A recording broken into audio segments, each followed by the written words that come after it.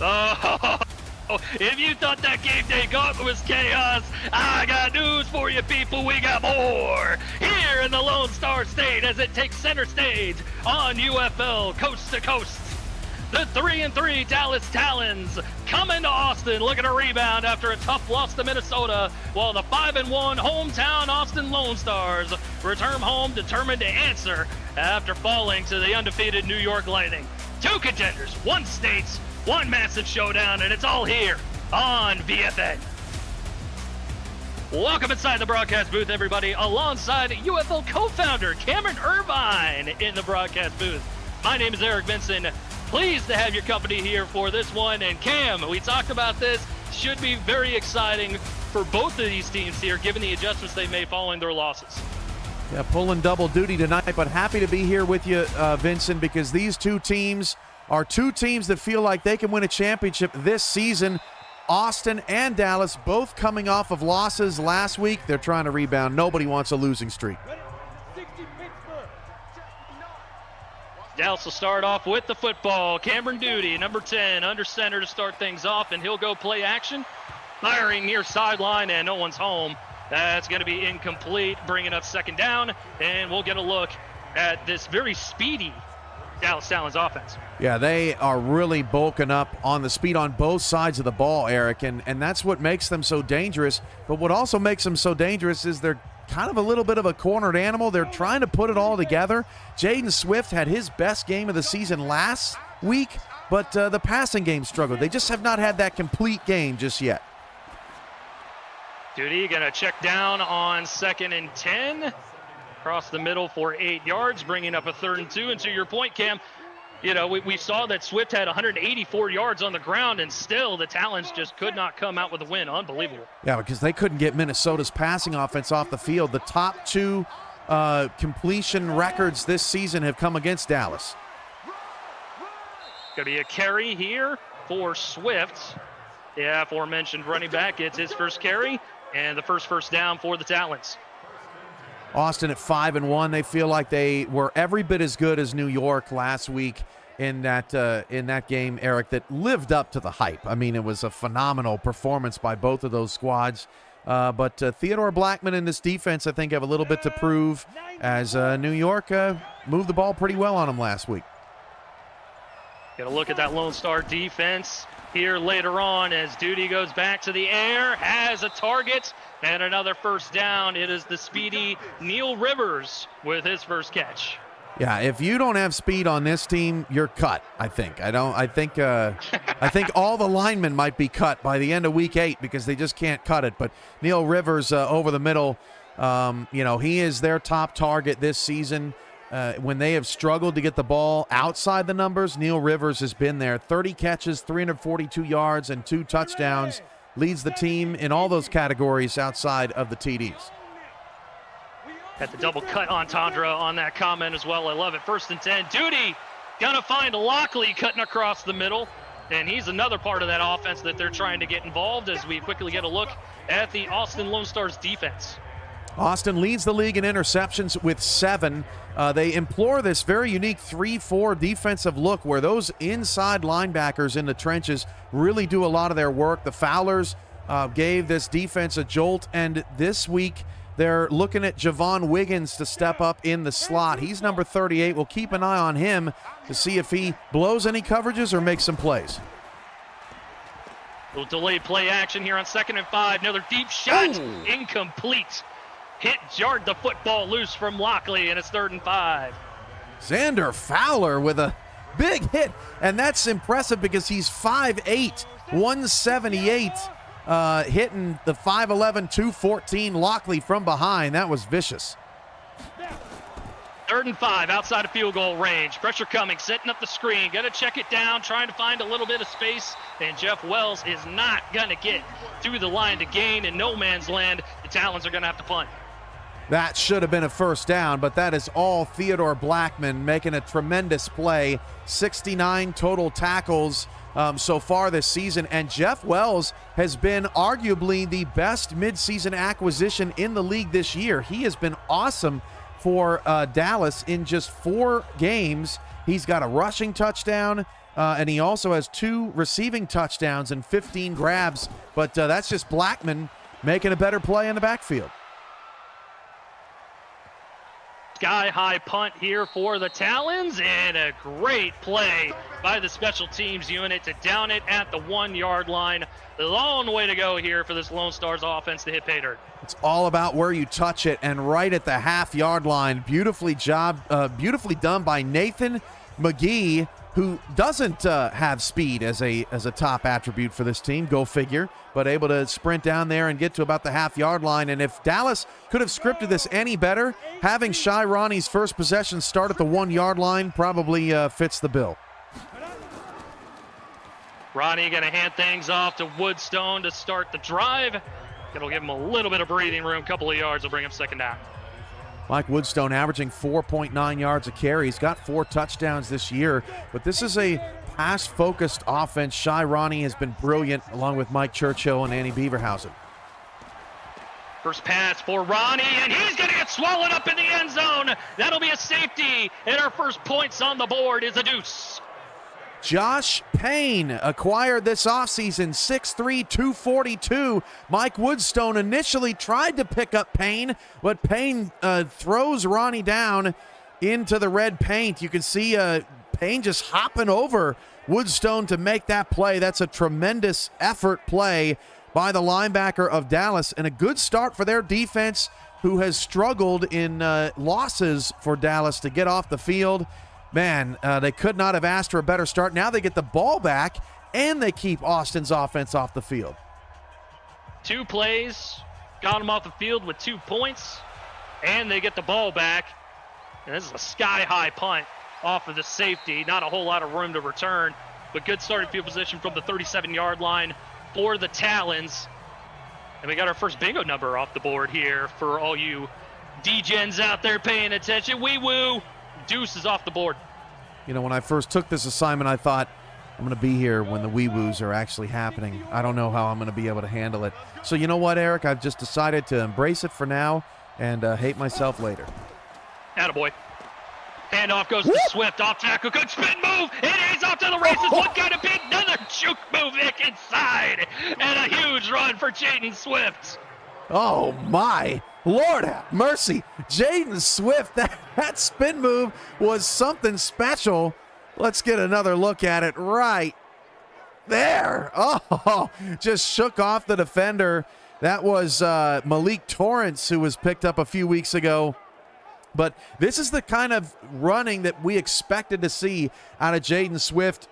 It took him a while to get going in this offense, but he's really starting to find his rhythm. 66 yards a game, but obviously one of the best rushing performances of the season last week against Minnesota.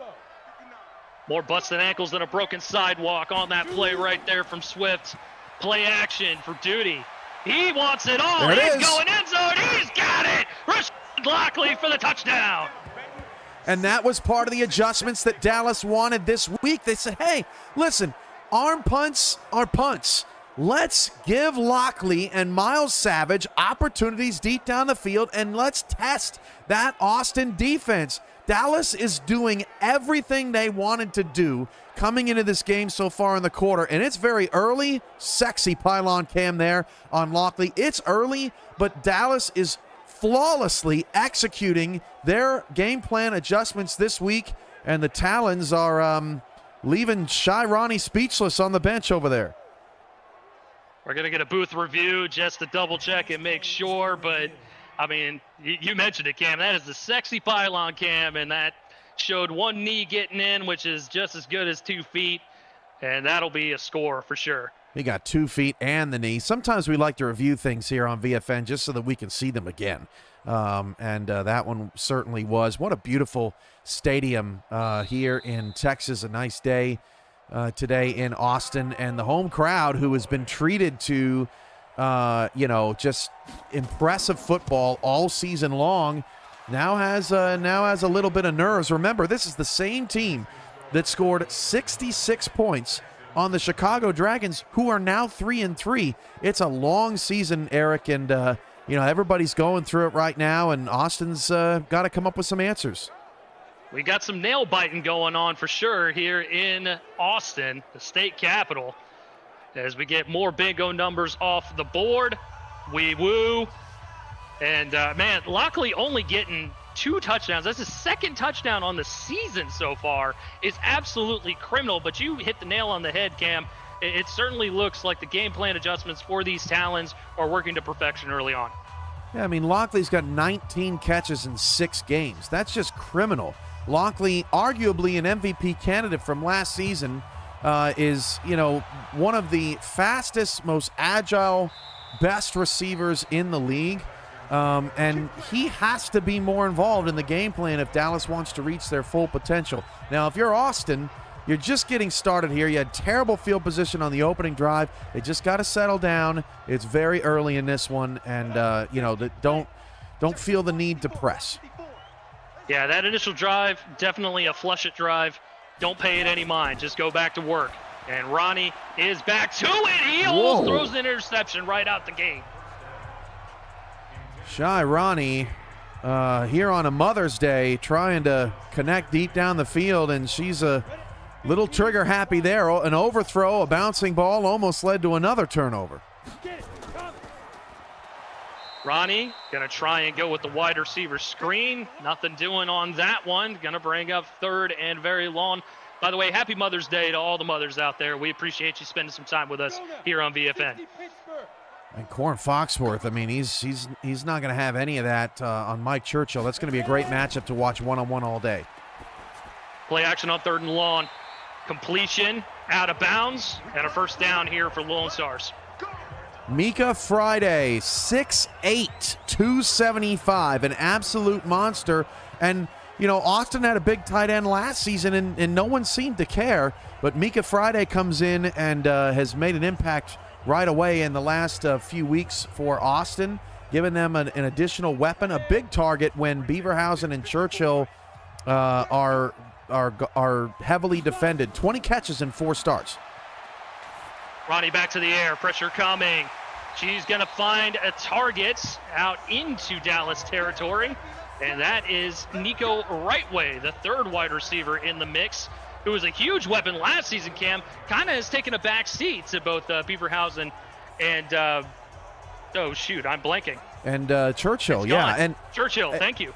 Rightway is the secret weapon of this team because he's so easy to forget about. But Rightway is explosive. He averages 16.6 yards a catch. That's just behind Beaverhausen and Churchill, so he can do it too. And who do you cover on this Austin offense? That has been a challenge for a lot of teams so far this season. A lot of extra bodies on the offensive line. Handoff goes to Woodstone. And good for about 40 yards, bringing up 2nd down. By the way, let us know how we're sounding out there, Chad. This is a unique situation. Me as an analyst and calling a game with Vincent all the way across the country. Just let us know how we sound, will you? Please and thank you. 2nd and 6. Little misdirection. Woodstone. Oh, if he had kind of shouldered the juke move there, just kept that in the back pocket on that play and just hit that extra gear, I think he would have hit the paint. Football is such a beautiful sport, Eric. Some teams try to execute that play, and it ends up in a 3-yard loss every time because they just don't have the personnel. But Austin has so many weapons, and I think we got movement up front. They have so many weapons that the eye candy helps freeze the defense, and that's important because Dallas has Ryan Van Holten and DJ Kilgannon up front. They're very talented defensive front. Absolutely. Going 4 wide, empty set, 1st and 15 following the false start. Ronnie fires and finds Friday. Looks like it's going to be a few yards. Give him 6, so it'll bring up 2nd and 9.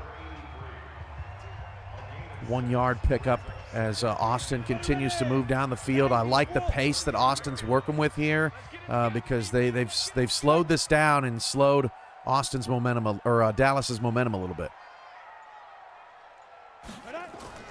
Play clock approaching 0. Ronnie gets a snap off. 2nd and 9. Going to complete to Friday once more. And that's going to bring up 3rd and manageable. Make it a 3rd and 7. And it's important for the others, quote unquote, to step up in games like this because Dallas has very talented corners on the outside. And so that means that some of your top players, aren't going to be as open as you typically want. 3rd and 7. Ronnie wants it all. Has a man. Oh, one-handed effort from Churchill. Not to be. Brings up 4th down for the Lone Stars. And exactly my point, Eric. Great coverage by Corn Foxworth. That's a touchdown on half the teams in the UFL this season, but Churchill almost made a razzle-dazzle play. It was actually Jordan Palmer, the free safety. I think he gets his helmet on this football. Right there, yeah, Churchill tried to bring it in. It smacked Palmer in the helmet, and Dallas gets the stop. So now a 47-yard field goal attempt here for Damon Webster. This will be the first points on the board for the Lone Stars, and it splits the uprights good, and it is a 9-3 ball game here in the Lone Star State. Yeah, not a bad drive there from Austin. They get on the board. They settle things down. Now the question is, can the Dallas Talons, continue to drive the length of the field without those big plays? Austin really has to try to figure out how to slow down that big play potential of Dallas, because honestly, it feels like that's Dallas's best shot in this matchup, considering that Austin they're just going to keep coming at you with everything they got for 4 quarters. We woo, more big gun numbers, and we woo. Get your UFL gear at UFLshop.com, stocked with the best tees, sweatshirts, flags, and more. A Printful partnership, all made in the USA for easy shipping. It's UFL you can wear at UFLshop.com as the return comes out across the 25 to the 26-yard line, where we will see Theodore Blackman and the Lone Star defense come out for another possession. And it's not often that you see this early in a game a headline of defensive playmakers like Blackman and Waller. I mean, Austin's, like I mentioned when we were going through the starting lineups, they rely so heavily on those interior linebackers in this very unique 3-4 concept. It has been working for Austin for 2 years now. Play action, blitz picked up. Duty wants another deep shot, throws it in double coverage, picked off. Austin gets the first turnover of the game, and it's John Fowler, the free safety, coming over to make the play. John Fowler, an awesome play there for the Austin Lone Stars, just coming over from safety and giving his corner some help. That is going to be key against Rashad Lockley all day long, as Cameron Duty went for the gusto again. I don't mind the attempt there, because like I said, you want to put your foot on the gas of this Austin team all day, but just a terrific defensive coverage by Austin. Great camera work by our VFN crew, getting the toe drag swag by the safety along the sideline to give Austin back the football. Flag on the play, completion over the middle. No, it's incomplete. Ball popped loose there at the last second, but it's going to be going back. The Fowlers' 3rd game this season, it's a hold on Austin. That's their first. Either John nor Xander had an interception before this game, and John gets his first of the season. 1st and 20. Woodstone back to the grindstone. He'll get 4 yards, bringing up 2nd and long. Did you see Shy Ronnie there getting involved in the blocking? How about you just stand back and chill? I don't want my quarterback anywhere near the trenches. That was wild to see. Certainly not the trenches of these Talons. Ronnie, play action over the middle, too high for the intended target. Incomplete. Ronnie 5 of 8 so far. 2:34 to go in the first quarter, and Austin holding off Dakota at the top of the West. Dakota plays later on tonight against San Diego. 3rd and long. Ronnie, clean pocket, uncorks one again. A little too much mustard on it. Brings up 4th and long, and the Lone Stars will have to punt. Ronnie this season 3rd in the league in completion percentage at 71.4, but you can see there on that replay, and I'm glad we got that angle, the pressure up front was causing Ronnie some fits there. Dallas, as mentioned, they've got these 2 big weapons, Ryan Van Holten and DJ Kilgannon, 2 of the best defensive linemen in the league. Dallas a little bit off their normal pace in sacks. They're 9th in the UFL coming in, but they cause a lot of pressures. Good punt for the Lone Stars, and the return will bring it out across the 25 to the 26 once more. And we will see Dallas come out with camera duty, 5 of 8, 65 yards, a touchdown and an interception. No harm, no foul off of that deep shot there in double coverage. And they're going to come out with a bunch to look here on first down. Duty goes that way, finds his target, and that is going to be a first down for Miles Savage. Only 5 catches since being claimed. Yeah, Savage is another one of those guys that, when Freddie Grady was on the team, it's just like, wow, this dude is like having the best season of anybody out there. And then Savage comes in, he's like, I'm your guy, I got you. And in the same offense, in the same scheme, he's been almost invisible over the past few weeks. So good to see him getting involved, and Dallas's offense up to 116 yards now in the first quarter. After that first down, Duty wants more, has another first down into Austin territory across the 35 to the 34-yard line. It's that man once again, Mr. Savage.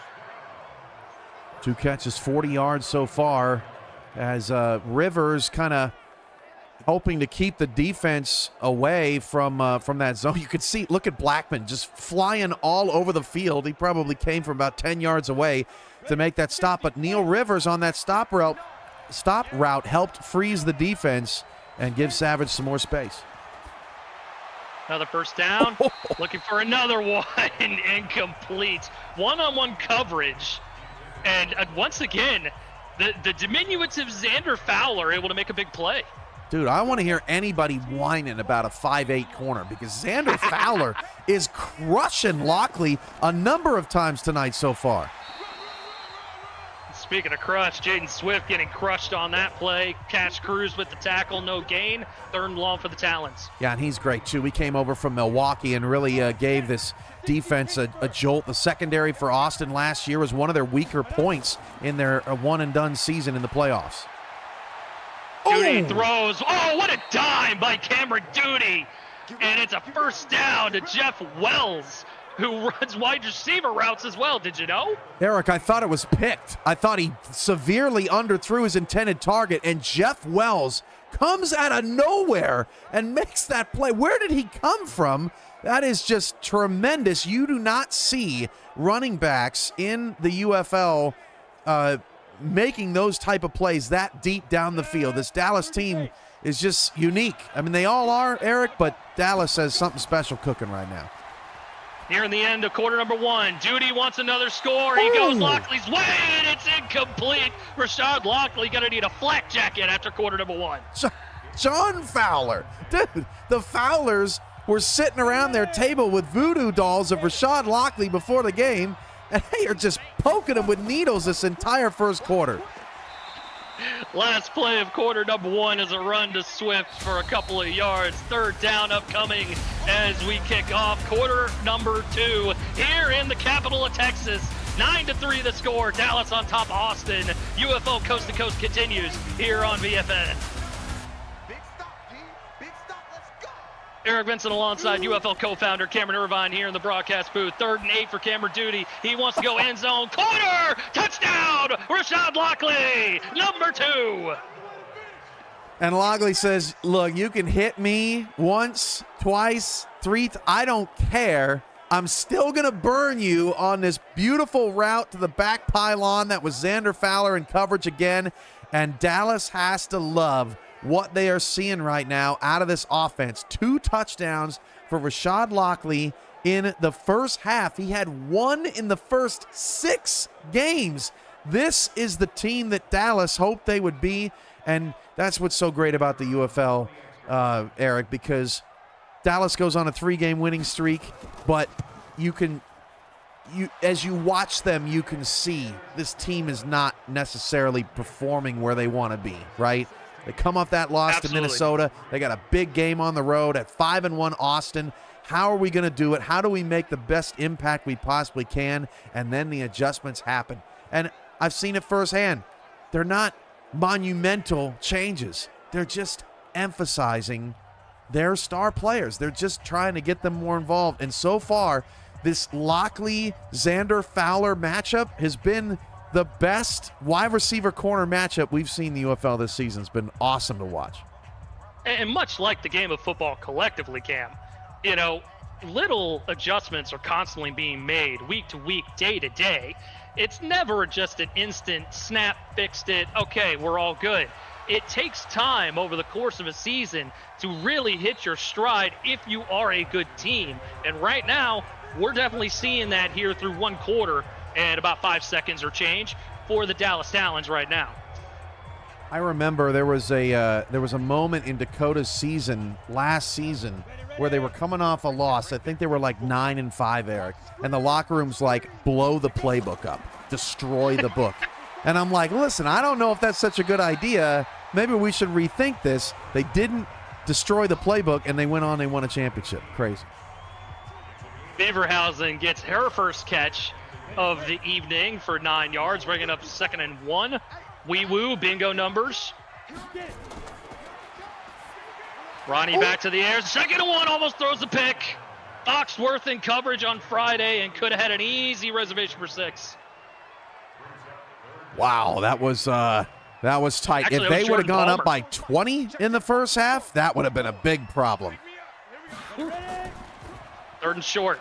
Gonna go wide receiver screen. Nobody's out there. Oh, Wow. but the hesitation killed that play. Still a first down for Beaverhausen. I think Annie was so surprised at how much space she had. Mike Churchill pushed his receiver. Look at him all the way down the field, just locking him up. That's Foxworth. Palmer, the safety, had to come all the way over and make that play. But still really good play call there from Austin. A little RPO bubble, and works to perfection. Sets him up at the 41-yard line. Woodstone is sidecar right of Ronnie. Ronnie back to the air. Pressure coming in her face. She's going to get sacked. 2nd sack of the evening. 1st sack for Ryan Van Holten. Yeah, that's what you don't want. I mean, I think Austin's probably most comfortable in 2nd and 3rd and long than any other team in the league, but you still don't want to be behind the sticks on this Dallas Talons squad. Van Holten, with his 3rd sack of the season, also has 21 tackles as a defensive tackle, which is hard to do. 11-yard loss. 2nd and 21. Ronnie, 3-step drop, just going to check it down to Friday. And they'll get some of the yardage back on that one, bringing up a 3rd and 12. 4th catch for Friday for 30 yards. Mika so far this season with 20 grabs in 4 games, so she's almost hit her average of 5. Also has a touchdown this year. Empty set for Ronnie, 3rd and 12. Going to go far sideline. Catch is going to be made by Right Way. That'll extend the drive for the Lone Stars. I think, Eric, we might have a shootout on our hands tonight, because if Dallas is going to be playing the way like they're playing, and Austin has all these weapons and knows what to do with them, Dallas's secondary is still a little unsure of what they want to be as an identity. Dallas is going to challenge this. Ooh. I don't think they're going to win that. I don't think so either. It certainly looked like a clean catch in real time. We'll get another look here, and yeah, it looks like possession to me. Yeah, I don't see any kind of ball movement or anything that would indicate. So I think Dallas is going to lose a timeout. But I understand where Dallas is coming from. It's 3rd and long. You want to get off the field, get the ball back to your offense. I think that's probably a good use.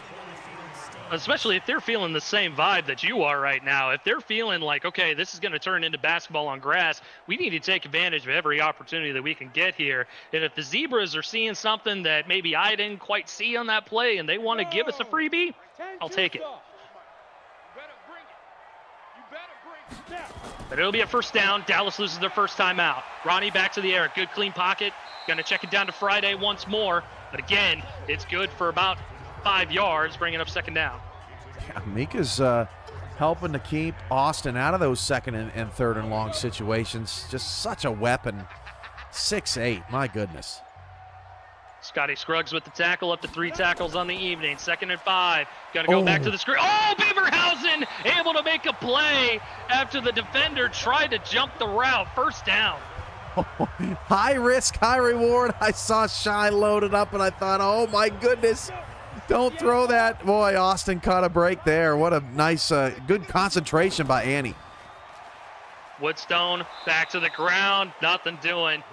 Haven't really gone his way a ton here tonight, and that's really the first big TFL we've seen from the Talons defense. Well, and Dallas is a fairly good run defense. They're a better run defense than they are pass defense. 8th in the league, giving up 114.5 yards per game. So, they might be outperforming a little bit right now, but I understand why Austin is trying to air it out on them, especially after what Minnesota did last week. Scruggs with initial contact. Bernstein with the wrap-up. Bubble screen once more finds Beaverhausen, and she is along that near sideline, close to the first down. I thought she got a little closer than that. Could be 3rd and 4. It's amazing, Eric, because last season plays like this were a death nail in the UFL, but these receivers went to blocking school and got a little better across the board around the league, and Austin really mixing some things up here against Dallas's defense, keeping them guessing. By the way, Scruggs has been in the last 3 plays. 6'2", 251. He is a speedy linebacker for this Talons defense. 3rd and 4 from the empty. Ronnie, blitz coming, picked up, throws, finds Friday. Another first down just outside the goal-to-go territory from the 11. You know what I liked about what Friday did there? She went towards the ball, did not allow any defender, watch her go get this. I'm going to get this, right? You see so many times where a defender will come up from out of nowhere and they'll pick that off and they're going to the house. Mika made sure. Look how much bigger Mika is than the 5'9" Jordan Palmer. Unbelievable. 1st and 10 from the 11.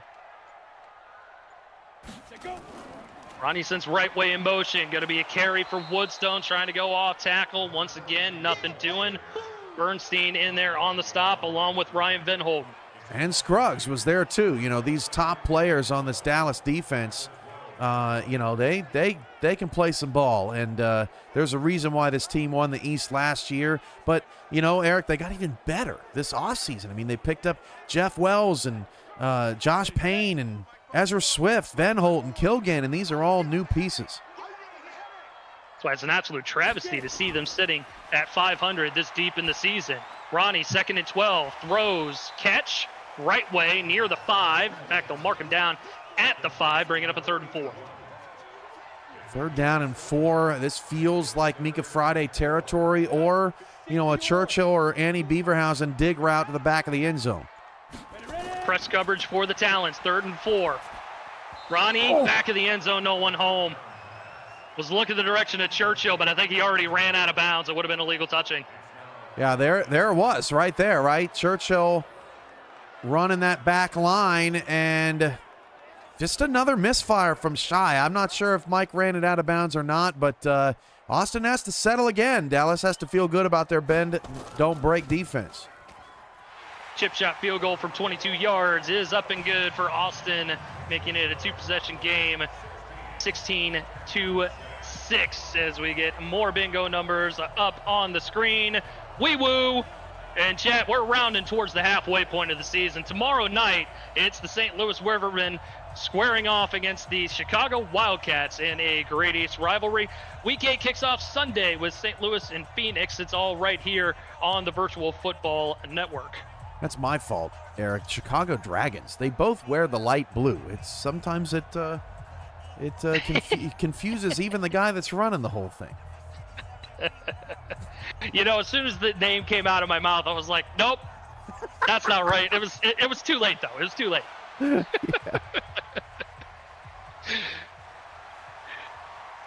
Ooh, big hit there on the kick return. Not going to make it to the 25. Blades will instead make it out to the 24. Just under 6 to go here for the Talons, who have 2 timeouts to work with. 9 of 14, 136 yards, 2 touchdowns. I think the most important stat there is that Cameron Duty's averaging 10 yards a pass attempt. That's more like what Dallas wants to see out of their pass game.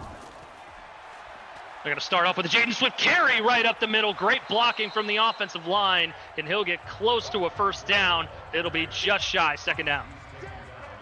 Dallas coming in, averaging 8.1 yards a pass. That's sixth best in the league.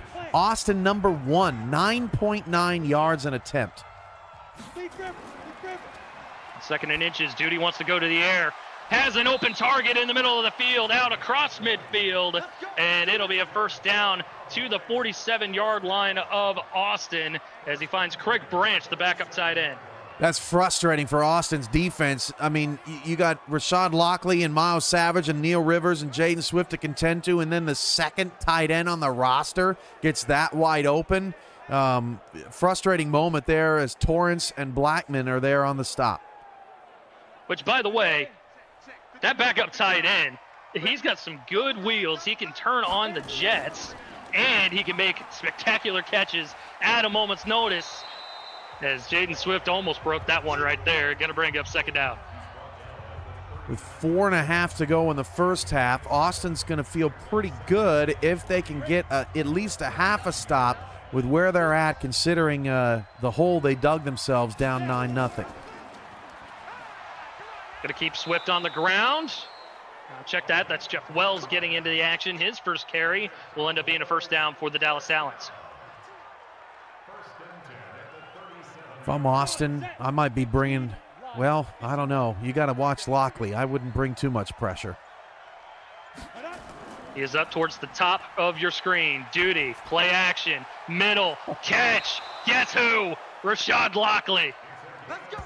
You know what that is, Eric? That's brilliant offense. We're going to send Lockley deep on you over and over and over again, and then halfway on a go route, we're going to turn him inside to run a little dig over the middle for 15 yards. I mean, it's so tough to cover. And look who's there again, Theodore Blackman. There's a reason why he's second in the league in tackles. DB just giving him so much cushion. I mean, you're seeing it right now towards the top of the screen right now, giving a ton of respect to that speed as Duty swings out the bubble screen. What a move, but it only nets a couple extra yards. Going to bring up second down. And there he is, Javon Wiggins. That's his third tackle, but that was his most impactful. They inserted him into the starting lineup tonight, and so far, that decision has paid off. He's been pretty good. He's on Rivers right now. Duty on 2nd and 7. Blitz is coming. He's going to go down. You saw that one coming a mile away as Dingwell gets in there for the sack.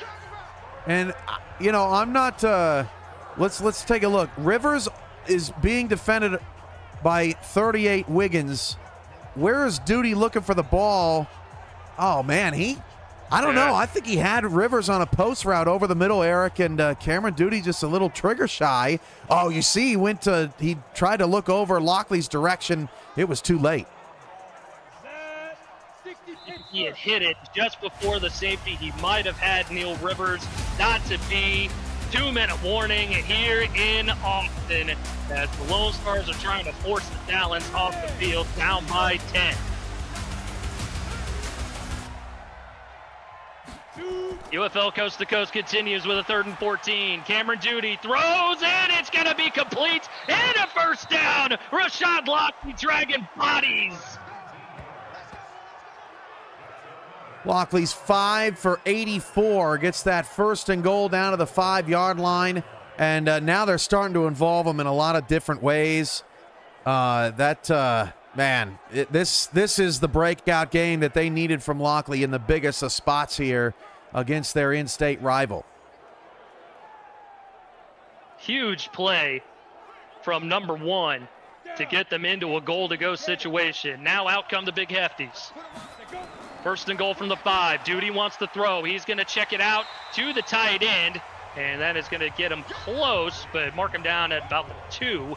It's Craig Branch within a catch. Another good tackle from John Fowler coming over from the safety spot, helping out Torrance over there. Neil Rivers towards the bottom of the formation. Lockley towards the top. Duty to the air. Good clean pocket. Got to get rid of it. Has all day. Do something, Cameron Duty. Throw it somewhere. Do something. Anything. And he throws it out of the back of the end zone. Golly. And that right there is the respect for Theodore Blackman and Mac Waller, because I'm thinking just toss it over their heads. But they're just staring them dead in the eyes saying, don't you even try. So that'll bring up a 3rd and goal from the 2. Carry goes to Wells. Nothing doing. Timeout, Austin. If Austin comes back to win this game, we're going to look back at that 2nd and goal where Cameron Duty seemed afraid to let go of the football against those 2 linebackers inside. And we're going to say that was the moment right there where Austin turned this game around. 1 minute, 2 timeouts left. They just took that timeout in order to preserve time after they tackled Jeff Wells in the field of play. 21-yard field goal is up and good from the kicker, Corey Ruth. So now it is 19-6 here in Austin as we give you more bingo numbers. Wee-woo horizontal bingos win it tonight, by the way. And all numbers that you see on the screen carry over to our next UFL coast-to-coast matchup. And that'll be coming up here, well, depends on when this game gets done, but roughly 7:30 p.m. Eastern Time. San Diego and Dakota, as we will see Michael Trujillo and Ramos Lynn on the call from the West Coast. Excuse me, from Dakota. Guy Clausen asking why Cameron Duty didn't scramble. You know, it's not every player can do everything. That's kind of the idea behind it, the simulation portion of today's broadcast. And Cameron Duty, he's just not a runner. And when you've got a bunch of speed around you, you're just used to relying on that speed to get you somewhere. Just credit Austin's defense on that one. Just a little less than a minute to go here for Shy Ronnie. She'll go to the air, has a target, and it's a speedy one in Beaverhausen as she cruises out to the 44-yard line. Austin's going to hold on to this timeout, I think to about under 35, so they're going to go no huddle here. Back to the gun, Ronnie. Just going to check it down to Woodstone, and that's not what you want to see as they have to burn their 2nd timeout. That is the most frustrating thing about no-huddle offense because you cannot have plays that have checkdowns to running backs in the middle of the field. They are a waste of space because no matter what's going on downfield, you just can't afford a 3-yard gain over the middle to call a timeout. As the guy that runs the thing drives me nuts. 2nd and 8. Another catch. Another run after catch for Beaverhausen. They got 1 timeout to work with. They're going to go no huddle and see if they can get 1 more play off. Yeah, they're going to get another one off here. It'll be a 50-yard field goal, but Austin does not want field goals. Wow, that was a late hit on Scotty Scruggs. I'm surprised that was not called as roughing the passer. But, yeah, Austin's going to get another shot here.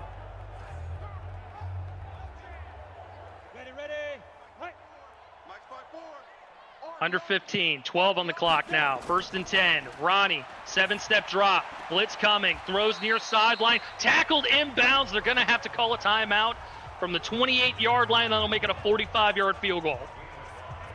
Yeah, and at the end of the day, you'll take that. I mean, points are points, and at least it's not a 50-yarder. You know, those aren't a guarantee. 45 is a little bit easier to manage. But you know, Austin can't feel great about this first half, but they also can't hate it either. It could have been much worse. They basically played Dallas even since it was 10-0 or 9-0. Damon Webster, 2 for 2. Going to make it 3 for 3 from 45 yards out, making it a 10-point ball game once again with 1 second left on the clock here in the first half. Man, what a game we've had, Eric. I mean, it's just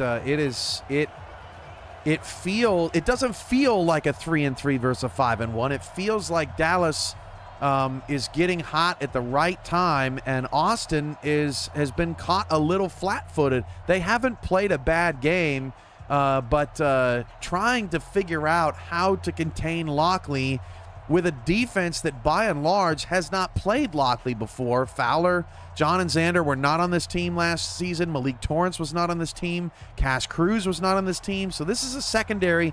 Seeing Lockley, you know, for the first time together, and he's giving them fits. Now, Cash Cruz, Eric, he saw Lockley when he was in Milwaukee. That was a matchup that Cash Cruz did not win last season. No, he did not, as we hit triple zeros here in the first half. First half score 19 for Dallas, 9 for Austin. As we go to look at the first half stats, UFL co-founder Cameron Irvine, give us your thoughts on the first half. I think Dallas did everything they could have asked for. They got Jaden Swift going in the run game. They got Rashad Lockley being the focal point of the offense. He's been in the end zone twice. Their defense has kept Austin out of the end zone. Austin, no touchdowns, yet they are the highest scoring team in the league by almost a touchdown. 34.7 points per game, and to only give up 9 is a very impressive feat by the 6th-ranked Dallas defense. We're going to see how it all translates here in the second half as Austin will get the football. Touchdown here would do wonders, and man, the way that these offenses have been performing, it certainly doesn't feel like a 19-9 game. But here we are, ready to go here from the state capitol, and the Lone Stars will receive, and it'll be a kneel down in the back of the end zone, bring it out to the 25-yard line for Shy, Ronnie, and company. I think if you're Ronnie, you're thinking to yourself in the back of your mind, when do I take the shot to Mike Churchill? When do I test Corin Foxworth in that one-on-one area? Because Beaverhausen's been great, Friday's been great, but Churchill has been a little quiet. Ronnie to the air on first down. Blitz coming, hit as she's thrown, and it's going to be a completion to Right Way for a gain of 4. Right Way looked like he was enlisting in the Army. I thought he was going to, crawl to the first down right there as he turned the corner. He almost got away. That's a great open field tackle. 2nd and 6. Ronnie will give to Woodstone, who gets buried in the backfield. Wow, Brosius with a pull block that was perfect, but it left Foxworth alone on the left side, and that's unfortunately where Woodstone was going. Dallas run defense has been surprisingly good here this evening against Mike Woodstone, who is one of those elite backs in the league. Corin Foxworth, the corner, coming up and playing run support on that one, making it a 3rd and 8. Ronnie. She'll throw it, and it's a completion. Finds Mika Friday, a popular target in the first half. She gets her first catch here in the second half. And now's the best chance to talk about Mac Waller and Max Superset. Why are they important? Because Jesse Long was the quarterback on this Austin team last season, and his selflessness propelled this team forward in free agency. It helped to sign Shy Ronnie from Cleveland, Annie Beaverhausen from Cleveland, Churchill from Milwaukee. It helped bring in new pieces because Long was selfless, and we're seeing that in the Ronnie to Friday connection tonight. Gonna get a catch there for 3 yards to Amin. First catch of the game for them, bringing up 2nd and 7. And you're absolutely right. I mean, Austin has blown up from year 1 to year 2 here in this offense, and it's because of all the playmakers that we're seeing here within this team as Woodstone gets the check down there. Good pursuit once again from the Talons linebackers, 3rd and 6. I think Woodstone got pulled down by his hair. I've always wondered, just how painful that is. Is it worth it, Eric, to have the hair flying out the back of the helmet? Doesn't seem worth it to me. I would never know. I have always had short hair, my friend. 3rd and 6. Ronnie throws, first down, and finds, there he is. There's Churchill. We found him. And watch how he boxes out the defender here to ensure that no one, look at that, how he slows down kind of in the middle of the zone. That is terrific chemistry between Churchill and Ronnie. And there's a reason why Mike Churchill is the #1 receiver in the league through 6 weeks. Because, look, he knows that Payne and Scruggs are going to be lurking that middle of the field there between the hash marks, and he knew that he didn't want to drop that football. 1st and 10 now. Ronnie back to the air. Another completion. Another catch for Mika Friday, number 8. Skip says hair pulling is worth it in the chat. Well, we know what kind of hairstyle she'd be rocking if she was out there tonight. Well. Long hair, don't care. Oh, Skip, always just brightening our chat with your comments. Good to see everybody here tonight. Appreciate you guys hanging out here on UFL Coast to Coast on VFN on this fine Mother's Day. Eric Vincent alongside UFL co-founder Cam Irvine in the broadcast booth. 2nd and 3. Ronnie, another throw, another catch, another first down for the Lone Stars. I think Austin realizes that Dallas's big play potential is their main weapon tonight. So Austin has taken nearly half the third quarter off the, out of Dallas's offense's hands to try and slow this game down. Oh! Trying to go off tackle. Oh, my goodness. Send him to the shadow realm. Josh Payne, that man has a family. 6 tackles, a safety for Josh Payne today, and that was just a complete missed block. I mean, nobody was even close to him, and Woodstone's got to be saying, guys, I got to get some help back here, because as soon as I'm getting the football, I'm getting clobbered, and it's put Austin in a one-dimensional situation. 2nd and 13, going to stay with the ground game. Woodstone avoids initial contact, and we'll only get maybe another half yard, bringing it up 3rd and 11. And you're absolutely right, Cam. It has certainly made this Lone Star offense one-dimensional with Woodstone's performance tonight. Yeah, 9 yards on 10 carries, 9 runs, 31 passes for Austin. 3rd and 11, almost certainly another pass. Ronnie with good protection. She will throw. Catch made! Beaverhausen near the 5, 1st and goal. Over 100 now for Annie tonight. Bernstein on the tackle, and that's just a great route. Got to defend the goal line if you're that safety. Beaverhausen runs it just short. We get the pylon cam. Oh, pretty. Oh, yeah. That is just football beauty right there. As Beaverhausen able to hold on through contact. I mean, there's been some tough hits tonight from this Talons defense. So kudos to Annie for holding on to that football there through the big hit. 1st and goal from the 4 for the Lone Stars. Play clock running down. Woodstone going to motion out of the backfield.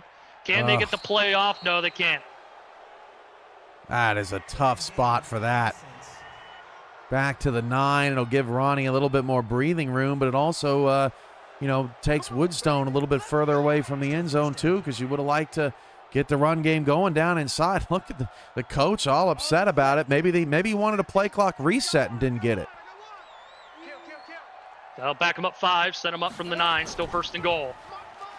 Woodstone trying to get a little bit of mojo going, nothing doing. 10 carries, 12 yards for Mike Woodstone tonight. Really surprised Ronnie did not audible. She had Churchill one-on-one up top, and there was nobody else over there. Just needed a quick little slant, didn't get it.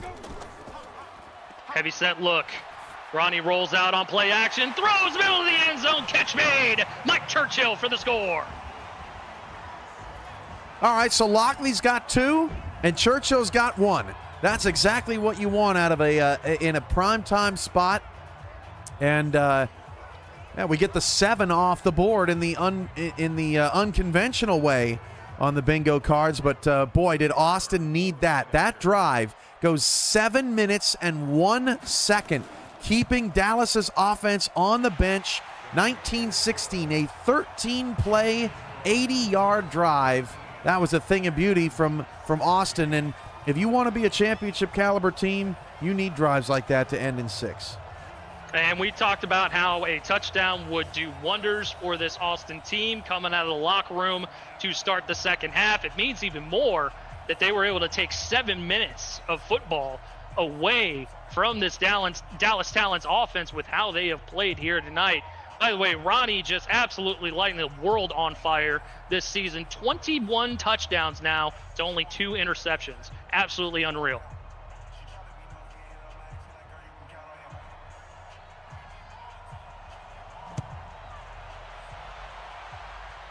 And another deep kickoff, another touchback out to the 25 to go. Wee woo, bingo numbers got to go away. Wee woo. Jeff Wells, couple of carries, but his biggest impact was that deep throw or deep catch down the field. He's a dangerous weapon. 246 to 243 in total yards in favor of Austin. That's crazy. Pretty even contest we have had thus far here to start off UFL Coast to Coast as Duty starts off the drive with a throw and catch for 6 yards to Taylor.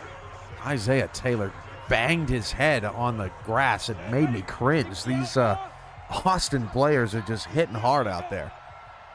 As hard as the Dallas defenders have been hitting, Austin has been hitting just as hard. Swift trying to get a little bit of room, nothing doing, and it is the star of that defense, Theodore Blackman, with the stop.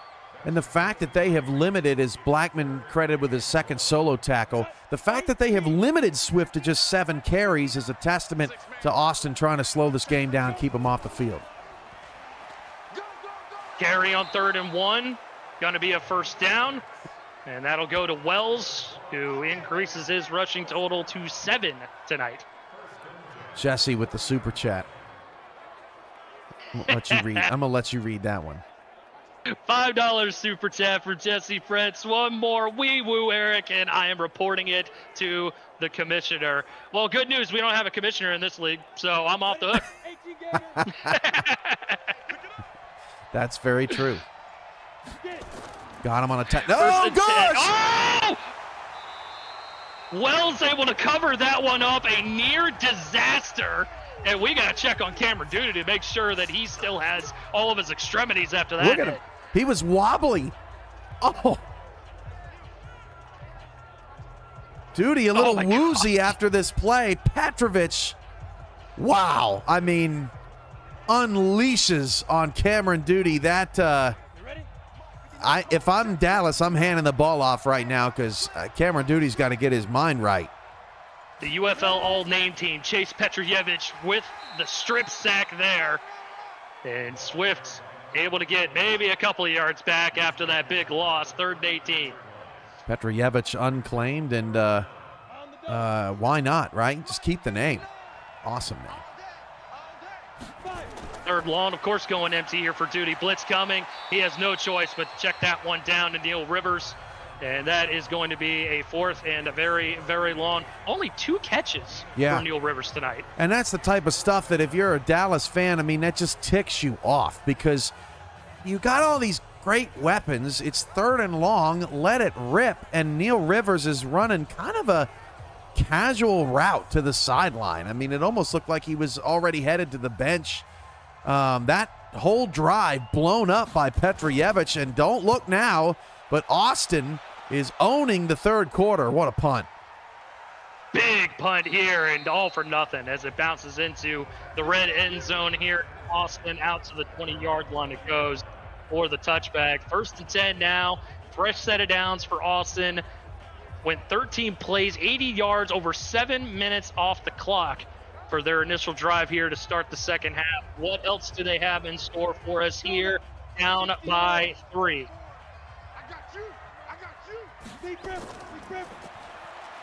Ronnie, she will throw to Nico Rightway, who makes the catch only for a couple of yards. One of the things I've been most impressed about with this Dallas defense is how many one-on-one tackles their DBs make in the open field. I mean, they're not giving Austin an inch of yak, and it's impressive to watch. Woodstone on 2nd and 7, nowhere to go. And there's been great penetration up front for Dallas virtually all night long. Van Holten another stop, and this is kind of Austin's Achilles heel is they just expect their superstars to bail them out sometimes, and against the better teams it can get them into trouble. 3rd and long, Ronnie, deep shot, catch made by Rightway, bails him out on 3rd down and extends the drive. Ronnie now 29 of 35, and what makes that interesting is that this is just another game where Dallas's defense is on the field so much against the pass, at least tonight because they've been so good against the run. Ronnie's season high for completions is 34, and we have a whole nother quarter to go. And once again, I mean, we talked about how many weapons that Austin has. I mean, Churchill has been relatively quiet tonight, had a touchdown grab, but it's been Rightway at Beaverhausen primarily through the air as Woodstone gets another carry for a minimal gain. Woodstone looked like Buzz Lightyear flying off the dresser just then. I mean, he was so excited to just have a little bit of space that he almost crashed and burned. End of 3 here in the state capitol. 19-16. Austin is driving, trying to take the lead and trying to snatch this game away from the Talons on UFL Coast to Coast on VFN. 2nd and 8 to start the 4th quarter, and an incompletion, a rare one, as Beaverhausen had the ball ripped out of her hands. And for all the offense we've seen and all the great plays we've seen, the fact that we're 19-16 is pretty surprising. Churchill, you can't see who's defending him down there, but he is at the bottom of the screen. Press. Ronnie blitz coming. She's going to go down. It's Ryan Van Holten, sack number 2 on the evening. The press paid off for Dallas. They were bunched up on the outside, and you could see Churchill there on that replay. Step for step was Corin Foxworth. And this is what I'm talking about. Against the best teams in the league, you can't always be reliant on your star receivers to go and get you an open route. But Austin's been in a lot of those 3rd and long situations tonight, and this one results in a punt. What a stop for Dallas. Absolutely huge as Austin forced a punt to start the 4th quarter. Dallas with an opportunity to extend their 3-point lead. It has been a tough-as-nails battle between these two Texas rivals. And, I mean, you look at the scoreboard, 19-16, right? It doesn't have that type of feel. You talked about it a little bit, Cam, but it just doesn't have that feel tonight. In the UFL history, Dallas hates Austin and the other UFL teams from Texas so much that that's why they joined the Eastern Conference. They felt like they were so much better than everything that Texas had to offer, and they're trying to prove that tonight in a big cross-conference rivalry game. Dude, I almost lost power again. This is crazy. Jaden Swift with the catch and a lot of yak there, which is something we haven't seen at Austin's receivers. Absolutely, and Jaden Swift just coming out of the backfield, running a quick little out route, and with all the speed there, able to get past Waller, shifty on Torrance, and then eventually ushered out of bounds by Blackman and Wiggins. Great play there from the Dallas running back. We're going to hope that power stays up in HQ. 1st and 10. Duty back to the air. Nothing going on. Throws and it's the old aimer, Chase Petroyevich with the turnover. Wow, in the biggest of moments here as Dallas has the momentum. Just, what is that? Wells and Rivers, someone got confused on the route. Too many feet, too many bodies there on the sideline. I don't know if that was for Wells or Rivers, but either way, that was not what Dallas needed in that moment, and now Austin has the momentum. Back and forth we go. 2 interceptions, both by Dallas tonight. As Ronnie goes play action, she wants a deep shot, throws in, almost gave it right back. And Elijah Blades wants that one back because that would have sucked the air out of this place tonight. If Austin would have just given it right back. Josh Payne almost had it on the deflection too. 2nd and 10. Ronnie throws a high ball. Incomplete, intended for Mika Friday. Now 3rd and long. Wow, 3rd and long again for Austin. This Dallas, both defenses honestly have been pretty impressive tonight despite the ball movement at times by these squads. Empty Blitz. set, 3rd and 10. Blitz coming. Ronnie gets rid of it. Luke Dime right with the 1st down. That was sensational. As Rightway is slow to get up, that was, look at this hit on Ronnie by Scotty Scruggs. I mean, to stand in there and deliver that football in the way that Ronnie just did, that might have been her best throw of the season. Bernstein and Foxworth combine on the tackle, but the big play was made, and Austin is in business from the 27. Ronnie wants more. She's got more. Beaverhausen, goal to go from the 6. 31 of 40 for 318 yards. Number 18, 8 catches, 125 yards. My goodness, Austin knocking on the door of the lead. absolutely lethal passing attack here in the state capital of Texas. So many weapons, and if one is taken out the picture, you got at least 3 more. We've seen 2 show up in a big way tonight.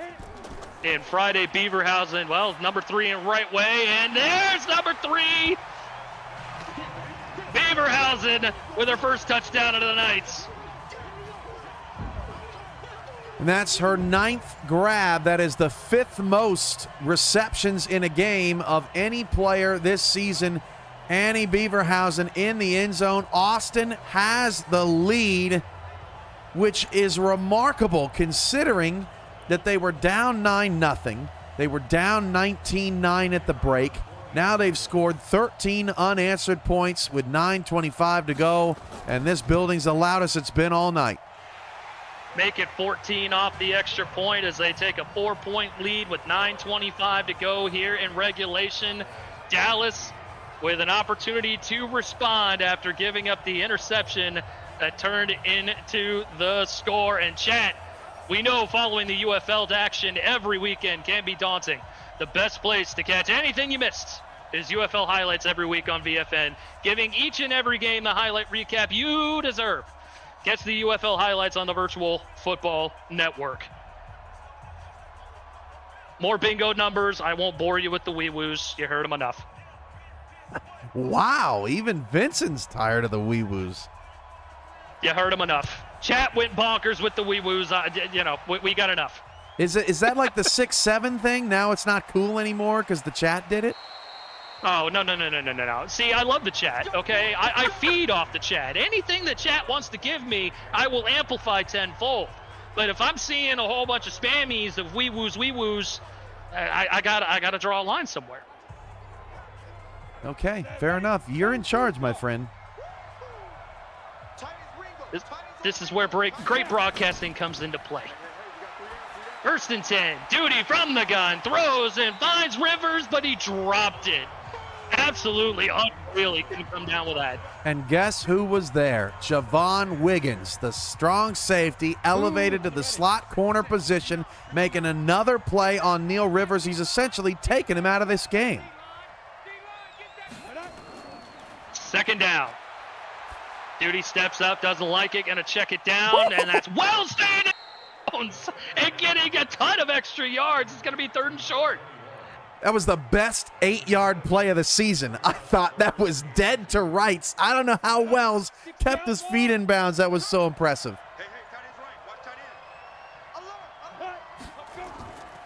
Duty back to the gun. Duty back to the air.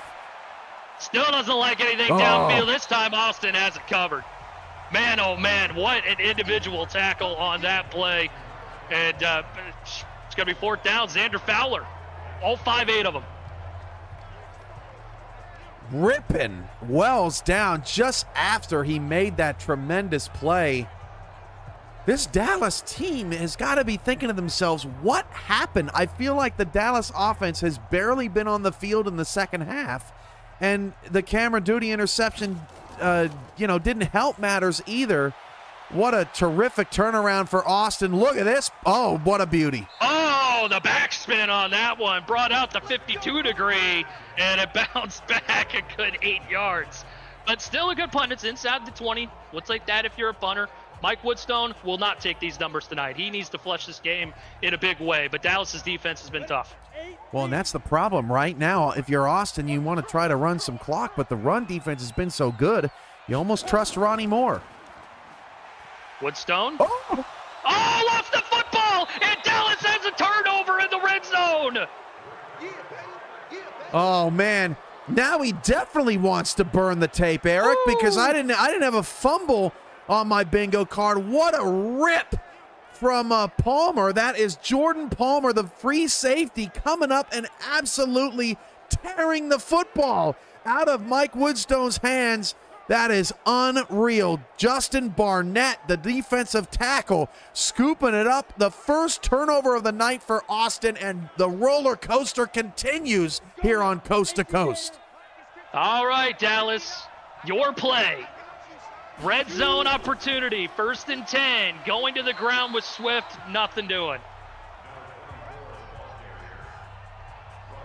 Waller on the tackle. If Dallas kicks a field goal, Austin keeps the lead. So that's obviously Austin's number one target here. Big Hefty's in here for the Talons offense on 2nd and 8. Play action for Duty. Good protection. He's going to throw near sideline. Rivers comes back to the football and just barely gets across the line to gain. It's going to be a 1st and goal from the 9. Yeah, good play by Neil Rivers to stop on a dime, not let his momentum go out of bounds. And finally, Rivers able to break free. Cruz on the stop. Under 7 to go. Tight end goes in motion. Hand off to Swift, up the middle, jukes, and right into, and the ball is on the loose again. Miles Savage comes up with that at the bottom of the pile. I didn't even see it come out. And watch this. Jaden Swift is so good at juking, he jukes right into another defender. Was he laying on top of someone? I don't know. In real time, it certainly looked like he hit the turf, and then the ball came out, which is why I was so surprised to see the play still live. We can't get We're going to get it from that replay. No, and it doesn't matter because they recovered it, but that was a wild sequence. 2nd and goal. Duty wants to throw. He throws end zone incomplete, but a flag. Oh, in a big spot. It was almost like Mac Waller was so surprised Duty threw it so quickly, he just had to grab Rivers. Now 1st and goal from the 1. Carry goes to Wells. Austin responds. This game, Eric, it's just unreal. You never know what's going to happen next. These two teams fighting tooth and nail like it's a playoff game.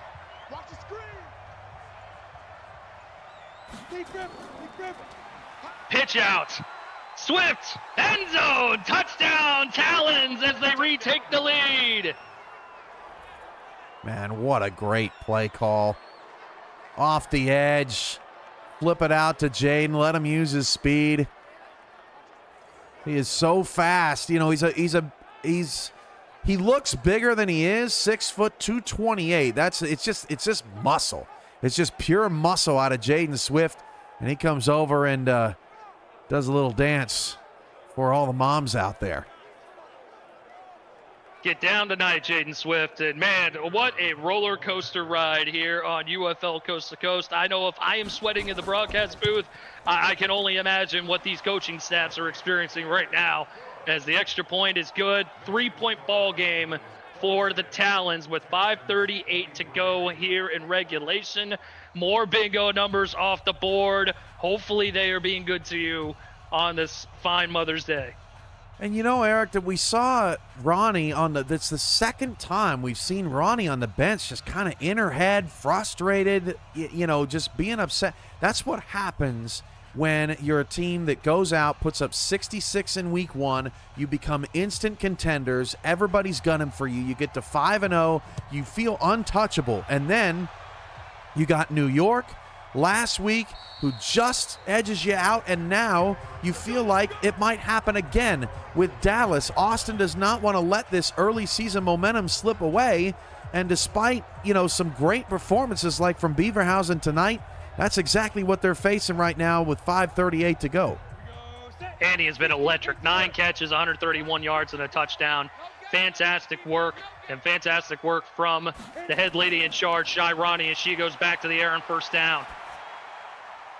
Going to check this one out to right way along the far sideline for a short gain, bringing up 2nd down. And if I'm Austin, right, what happened to Mika Friday? Mika Friday was so involved in this offense, and we really haven't seen her with a catch in the last, 2-3 drives, Eric. That was what was helping Austin move the chains and keep them ahead of the sticks. It's too early to just go away from her, I think. They're going to go heavy on this 2nd and 7 here, possibly a Woodstone carry as he sits sidecar right to Ronnie. She'll throw instead. Finds Beaverhausen close to the sticks. Going to bring up a 3rd and short. Nico's got 9 for 100. That was Beaverhausen, 10 for 137 now, so Beaverhausen is 2 away from the receptions, tying the receptions record this season. 3rd and 1. Ronnie with time. Throws middle, right way has the catch and the first down into Dallas territory. 35 of 44 for Ronnie tonight. Right way 10 and 100 plus. Beaverhausen 10 and 100 plus. Churchill's got a touchdown. I mean, it's just, if you're Dallas, you are so frustrated because your defense has, at times in this game, been so exceptional, yet here comes Austin driving down the field. Dallas gives up a lot of yards, not as many points. We're seeing that play out right now. Can they get the ultimate stop? Blitz coming, picked up. Ronnie checks it down on the crosser, and that's Churchill. It'll be a short game, bringing up 2nd and 7. And we've seen that this offense can chew some clock, which is very ideal in this situation for the Lone Stars. 4 for 19 for Churchill. That speaks highly of Corin Foxworth for Dallas. Ronnie back to the air, 2nd and 7, throws, a little too much mustard on that one, intended for right way, bringing up a 3rd and 7. All right, you need the 34 for a first down. You also kind of need the 34 for a field goal too. And a field goal ties the game, so that's super important right now. Ronnie throws deep, one-on-one, incomplete. Once again, this Dallas secondary just, oh man, I can't say enough about him. Devon Palmer this time with the play. I think that Ronnie missed the out route, and again, spoiled for choice with Mike Churchill out there. They're going to punt. I was wondering if they were going to go for this, but with 3:13 left, maybe they can pin Dallas deep and get a safety. High hanging punt, good bounce, and down inside the 5 at the 4. Great punt there for Austin Damon Webster. And now Dallas will have a long way to go to see if they can extend the lead. And they've been really good on Jaden Swift in the second half. He chewed them up in the first half, but they've kind of been on that run game. If I'm Dallas here, Eric, I would take a shot, right? Kill the game. Get it over with, because you can't let Austin hang around. Lockley at the top of the formation. Instead, it'll be a run, and Swift will get a good gain there on first down, and that'll give him some breathing room after the 12. Yeah, that'll get him out of the back of the end zone. Super set with the tackle. Austin's going to start calling timeouts with under 2:40 to go, so after this play, to try to get the football back.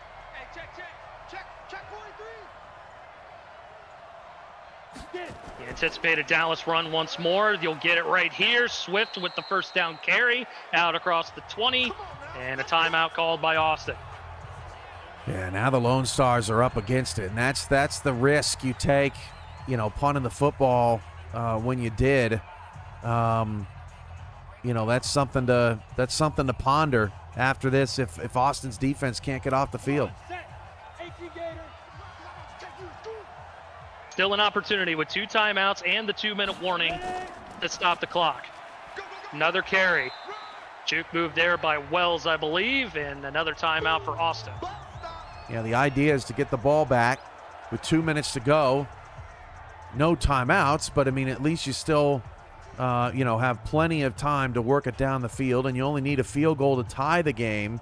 But these are the most critical 7 yards of the season so far.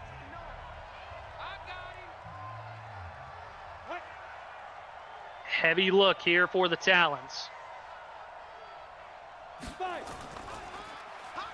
Carry goes to Swift, and he goes nowhere. Final timeout for Austin. Michael Turillo, Ramos Lynn coming up on Coast to Coast. San Diego takes on Dakota. Eric, I was looking at the stats earlier before the game. Dakota's defense has 35 sacks in 6 games, 10 more than any other team, and 28 more than Chicago. So I don't know how San Diego's going to deal with that tonight. Those Pistons are a menace. Cameron Duty's arm is a menace. He wants a deep shot, one on the coverage, and it's incomplete.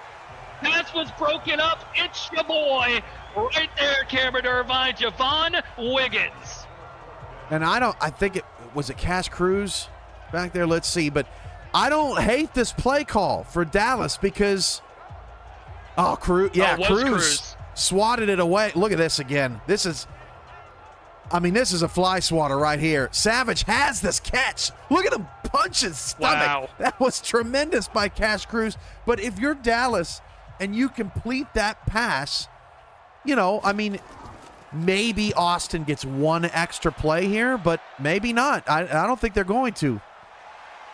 Yeah, 201. Good coverage there. 201. So one extra play, but the risk was worth the reward because you're probably not picking up the first down on 3rd and 7 on a run, right? No, most definitely not. And again, the defense, they know what you're trying to do here. So go ahead and take a shot. See if you could go ahead and end the ball game right there.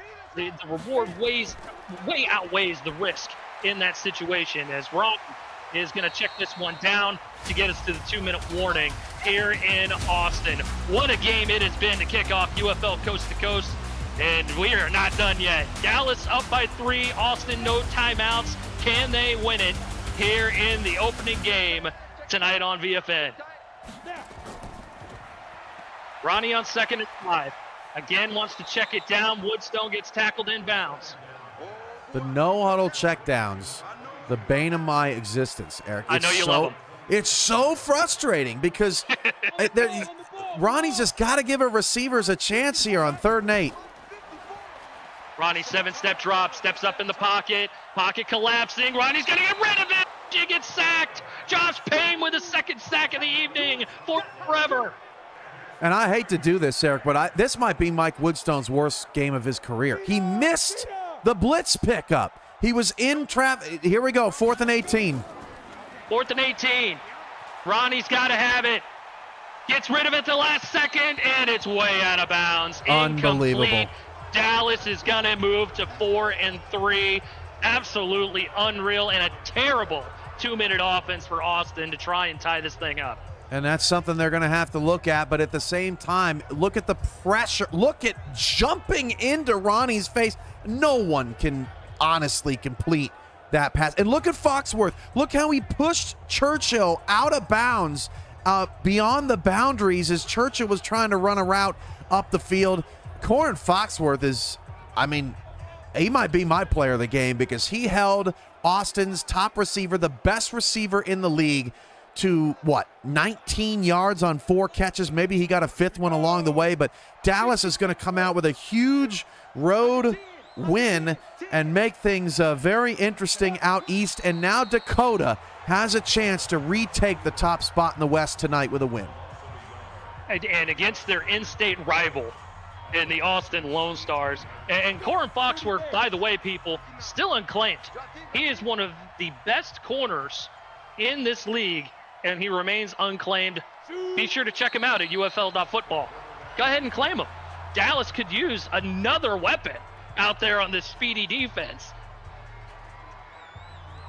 Wow, I'm not even going to endorse that. We got a team that's 2 and 5. We got a team that's 0 and 7.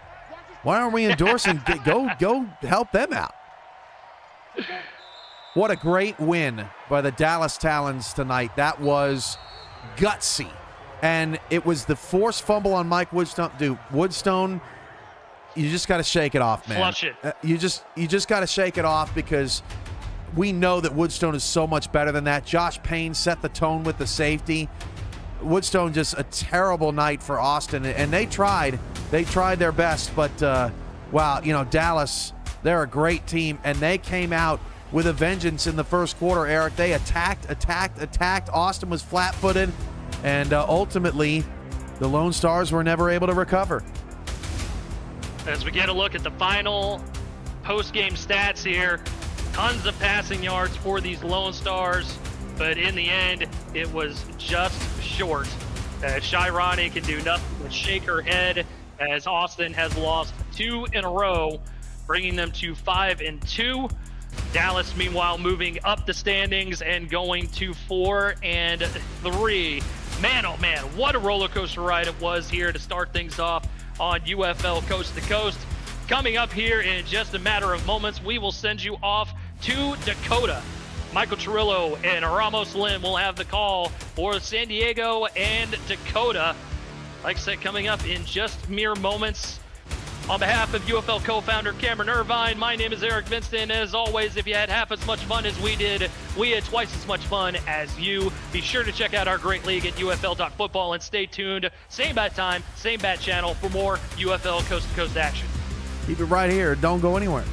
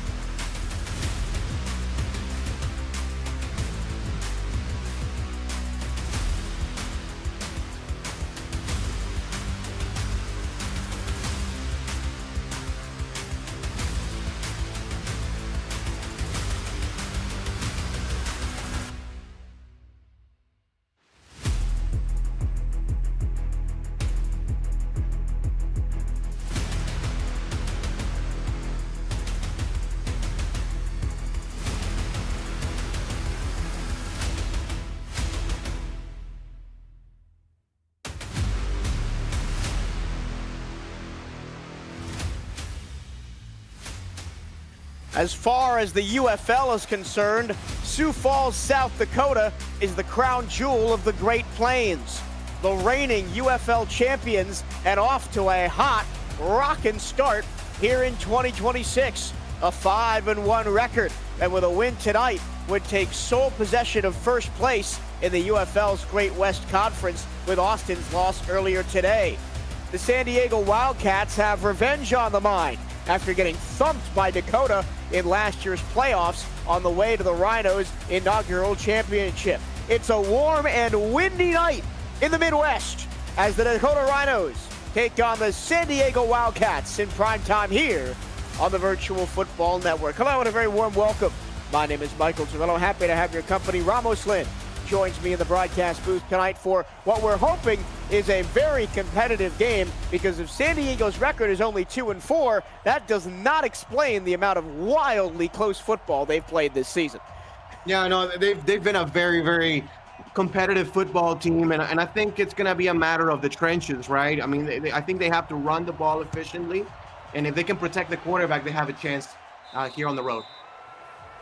This Dakota team leads the league in sacks with 35 coming in, but San Diego is top 5 in the league in sacks against with 13. So it's going to be the main battle to watch is going to be the defensive line for Dakota against the offensive line for San Diego. But it is going to be the Rhinos who start out on offense, and Dakota's second best in the league rushing attack, 150 yards per game, led by their running back duo of Liam Seitz and Lyons. Here we go. 4-yard gain on first down. The all-navy with the gray trim. And it's a running quarterback situation on second down. Getting close to that pickup of the change is Billy Flagg as we meet the defense for the Wildcats. Zach Cobb, one to watch there in the middle. And Jordan Elliott has had a very good start to the season. 3rd and 1 right here for Dakota. I think it's going to be a run here, power formation, maybe going to the left-hand side of the formation. Wouldn't be surprised if Seitz gets the handoff. Nope, it's going to be the other running back, J.R. Lyons, who sneaks his way through to pick up the first down. Seitz is top 5 of the league in rushing right now, averaging 98 yards per game. Yeah, big reason why Dakota won the championship last season, and this season obviously one of the main contenders to be champions and repeat. In 2025, San Diego led the league in rushing yards, over 200 per game. Seitz with the big shoulder pads is going to pick up at least 8 on first down. He's going to get 9 all the way up to San Diego's side of the field. Well, nearly, as they're at the 47-yard line. A light box on 2nd and 1. And then Seitz is wrapped up in the backfield for a loss. San Diego reads the outlet pass very well. Yeah, a very good job. I mean, what on defense is called cloud coverage, which is basically coverage behind the line of scrimmage. And that's something that, you see sometimes on short yardage situation. A great open field tackle by Favors on that play. Rashawn Favors, one of the names to watch for on this defense. Carver Clark, another one. Ralph Leopold on the defensive line. We already talked about Zach Cobb. There's a pass out into the flat for Mike Coco. It's going to be close but short as Favors makes another tackle. I think it's worth a challenge, Mike. At least on first glance, it did look like forward progress will give Dakota a first down, even though it's very close. Well, he had to come back a little bit for the football. Yeah, that's right. I wonder when he came back for the ball, he wasn't behind the line, and they're not even going to challenge this too early in the game to potentially waste a timeout here. So we will have a Dakota punt by Zach Wesley, and you could already see the wind wreaking havoc, as that's not a great punt by Wesley, and here comes the San Diego Wildcats offense led by quarterback Zach Holdorf. The last 3 games for this Wildcats team decided by a total of 12 points. Holdorf going to escape the pocket against the blitz, have a lane down the field. He's got a block, and he chooses to slide all the way at the 40-yard line. 23-yard carry for Holdorf. Really good run there by Holdorf. Sees the space, and he knows he has to use his legs. Dakota's defense, one of the best pass rushing units in the UFL, so he has to make sure to make a quick decision. Holdorf averages 9.6 yards per carry. He has 3 rushing touchdowns on this season. Another blitz and a throw out of bounds by Holdorf. And the first 2 plays, I think we've seen a statement of intent by this Dakota defensive line. They are sending extra numbers and putting a ton of pressure on the offensive front. Yeah, I mean, that's their MO, that's their DNA. They're going to be aggressive. They're going to play tight coverage. Sometimes it works to their benefit, and sometimes it doesn't. You know, they tend to sometimes get burned deep over the top. But good play right there by the defense. That's a big loss behind the line. LC Provost on the safety blitz. Bullies Payne Price backwards 3 yards, and it's 3rd and 13. We were talking before the broadcast, Ramos, about San Diego trying to get the rushing attack together, and it's going to be really hard against this aggressive defensive front. Yeah, no, it will. I think they cannot just let off on that, though. They have to keep trying. 3rd down and 13. Blitz comes again. Long pass by Holdorf. Overthrown and almost picked off by Rick Kuhn. And San Diego, after that positive play on the rush by Holdorf, will not get any farther and have to punt it away. I mean, the receiver had to play as a defender on that one, well overthrown, but he was already feeling the pressure as Rucker was the intended receiver. A good stop here by the Dakota defense. Well, I would expect a lot of this kind of thing tonight. We've already seen 2 big heaves quickly from Holdorf overthrowing his receivers. And if Dakota is intent on, as that punt goes way out of the back of the end zone, you can tell which way the wind is blowing already. Jimmy Smith with a big boot. Now 1st and 10 for Dakota. But if you can tell by the way that Dakota is sending extra man, they really want to force Holdorf to be uncomfortable in the pocket. Yeah, absolutely. Absolutely. Dakota's Looks like tight drive, man-to-man coverage here. Yeah, Dakota's first drive ended at around midfield on a 4th and inches situation. A handoff to Seitz, a juke move, and he gets free to the 30 to the 40 near sideline, and finally tackled by Carver Clark after a gain of 25 yards. Yeah, I mean, it's impressive to see how quick he is. I mean, he's built like a defensive tackle almost, at least by, because of the shoulder pads, but he is very elusive and very good at reading blocks and good ball carrier vision. Single back set for Seitz, flag under center, play action rolling left. He's going to take off, and as a linebacker in his face immediately, Zach Cobb makes his 2nd tackle of the game. Really good I job. love that camera angle right there. Yeah, good hustle right there by the defense and getting the stop. Because you could see Cobb from that camera angle behind the quarterback. He was reading the eyes and tracking. Flag all the way to the edge for the tackle. 2nd and 12, loss of 2 on that one. Sight sidecar right, motion man near side. Flag, the shotgun snap, going to try to escape the pocket, which he does, and he's going to get back to the original line of scrimmage in 2 more, setting up a 3rd and 8. Yeah, 3rd down and 8, and let's see if San Diego puts pressure on the quarterback. 7 in the box, trips near side bunch formation. Only a 4-man rush, designed QB draw, and there's a ton of room up the middle.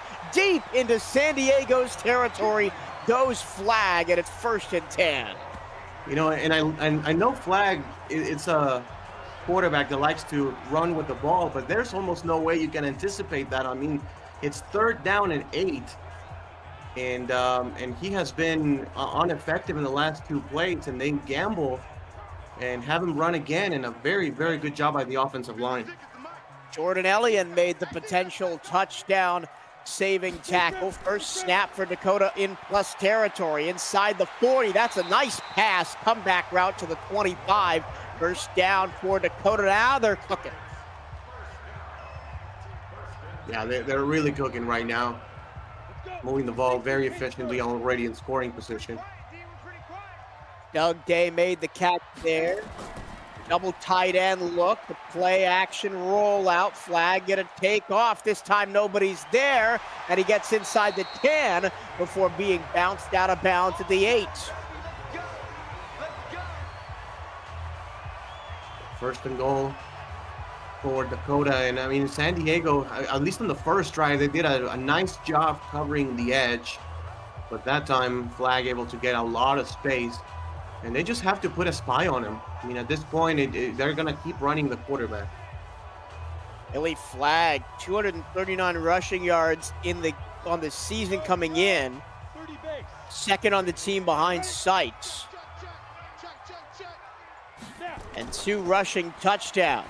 This time a look to the air. The dump off underneath and getting close to the touchdown mark, but not quite there, is Tony Horn Jr. Very, very close, but they have 2 more chances at least. Gonna be hard to keep the twin-headed rushing attack out from this close. The offensive line does their job, and Sites cruises untouched into the end zone, his 5th touchdown of the season. Yeah, what a job right there. 63, getting the rushing defensive player, and walking in is Dakota for the score. Statement of intent there from the Dakota Rhinos. 75-yard drive, 80-yard drive, 3 minutes and 55 seconds, and mostly the run and a lot of quarterback run. Yeah, but doing different runs, right? They try to do the bootleg. They had a QB draw in there, then a scramble, a couple of sides runs. You know, one was an off tackle early in the drive that was for a big gain. So, you know, they're running the ball a lot, but they're being creative at running the ball.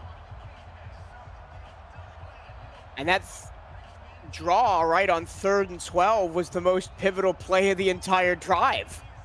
Yeah, for sure. That absolutely saved the drive, and you know, gave Dakota a lot of momentum for the rest of it. And now they lead 7-0. The last matchup between these two teams was in the 2025 playoffs, where Dakota would win on the road 34-20 and route to the 2025 championship. 17-yard return for San Diego's Jacoby Woods, and hopefully a better drive protection-wise for Zach Holdorf, because he had no chance to sit in the pocket at all in drive number 1 for the Wildcats. Now Dakota is sending the pressure virtually on every play. Now empty set here. Quick slant and dropped, I believe.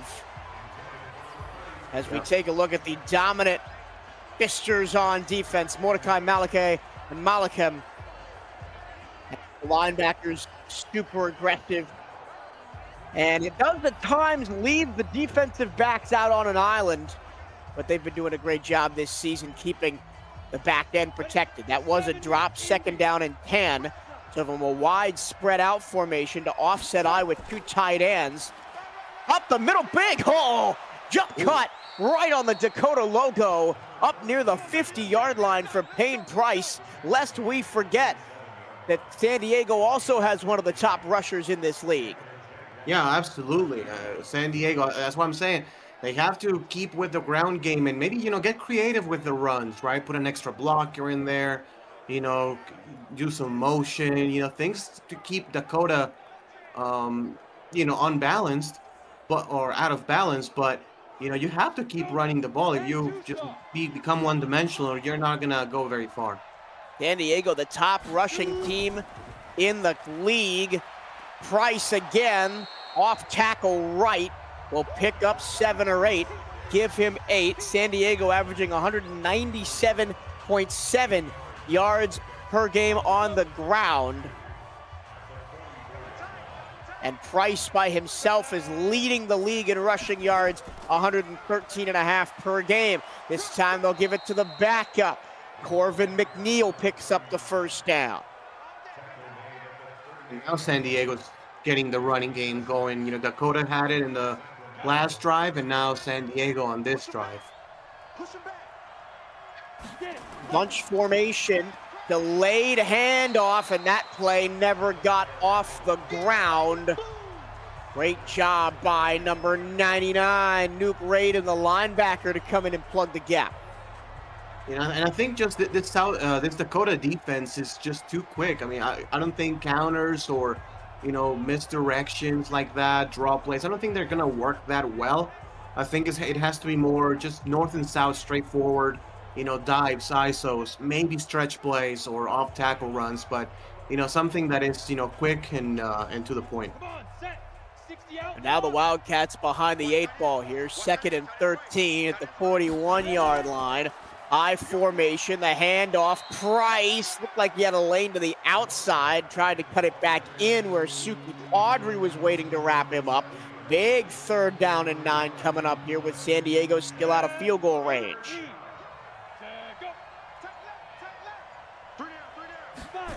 3rd and 9, hold off the pass for the first time on the drive. The blitz got picked up, and the seam route is a beauty all the way down to the 10-yard line. Nicholas McCray with the catch, 27 yards, 1st and goal. Yeah, and we said it, right? I mean, they like to be aggressive, and sometimes, it's a blessing and a curse, right? You can put pressure on the quarterback, make life difficult for the QB, but Dakota is a team that sometimes lets up the deep pass, and you see it right there just because the pressure didn't get there. Oh, yeah, I'm coming. Oh, yeah, I'm coming. McNeil squeezes through to the pylon. Oh, he didn't get in. That was Another so one worth close. a challenge. I think that even more than the previous one is worth a challenge because it's for a score. 2nd and goal, and that's the end of the 1st quarter. Corvin McNeil feels robbed. He thought he tied the game, but San Diego on the doorstep. Going to quarter number 2. Hey, we got tight left. Watch tight end. The handoff to Price, and he gets over the tackle in the backfield, and he scores. Payne Price bings the pain. Yes, he does. His I mean, that fourth should have been a touchdown of the 2-yard loss, year. but he absolutely bulldozes over Pfister, of all people, as well as Raiden right there at the 2-yard line and walks in for a score. What a drive here for the Wildcats. Those are 2 big bodies. Malachi Pfister, 348 pounds, got pushed back into the dirt. And we got a tie ball game, 9 plays, 67 yards. A crazy drive for San Diego after their first drive pretty much went nowhere outside of 1 quarterback run. Yeah, and kind of the same a little bit, in Dakota's case, right? First drive of the game, they couldn't do much, and then the second drive, they just ran the ball all over San Diego. So, this is very interesting because, San Diego needed that score, just for, momentum's sake. And, when you're on the road, you have to respond quickly. Well, Mr. Vincent's not in the broadcast booth anymore, so I suppose I better do it. Wee woo, we've got new bingo numbers, including adding a bonus number 32 for the touchdown for number 32, Payne Price. Now we got a tie ball game at 7. This is some old-fashioned run, ground, and pound football. As both teams, we got the top 2 teams in rushing offense in the league going at it tonight. Why wouldn't they just try and pound the rock? Yeah, no, for sure. And we've seen it time and time again. San Diego took the deep shot when they could. Dakota is keeping the ground game going. Oh my goodness! Zach Cobb, welcome to the WWE with that shoulder tackle loss of 2. And that's why you run blitz, especially against a team like Dakota here on first down. No hesitation, right off the B gap, and gets sights on the dirt. Payne Price, ironically, does not have 32 on his own bingo card. 2nd and 12 after the loss of 2. Bubble screen gets blown up as the San Diego defense is coming to play. I mentioned watch out for Jordan Elliott as he makes another solo tackle. Yeah. 3rd and 11. Gonna have to be on the arms of Flag here. No, they'll try a draw on 3rd and long again. And this time, San Diego was ready for it. Cedric Blazingame plugs the hole. 3 and out for the Wildcat defense. Really, really good job here for the Wildcats, learning from the 3rd down of the last drive. Just, keeping the eyes on the quarterback and not over pursuing him. And that makes all the difference.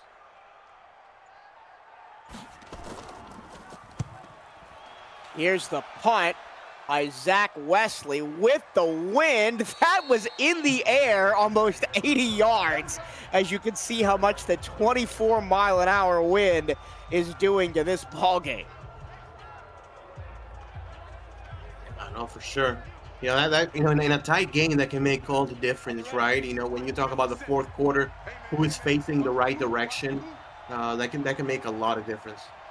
And I think it will be Dakota in the 4th quarter going with the wind. Payne Price bounces off a tackler and makes the 1st down. Got pushed that way by his opposite number, Trey Montgomery. Yeah, on the stretch play. Getting the blocks, good broken tackle twice. And it takes about 4 different rhinos to make the stop. I wonder what would have happened if he didn't go for the spin move there, because it looked like he had a lane to cut back to the inside. Look at this. Both teams exactly 99 yards of total offense before this snap. Price into traffic and nothing much doing there. A much better job here for Dakota, staying disciplined and on their gaps.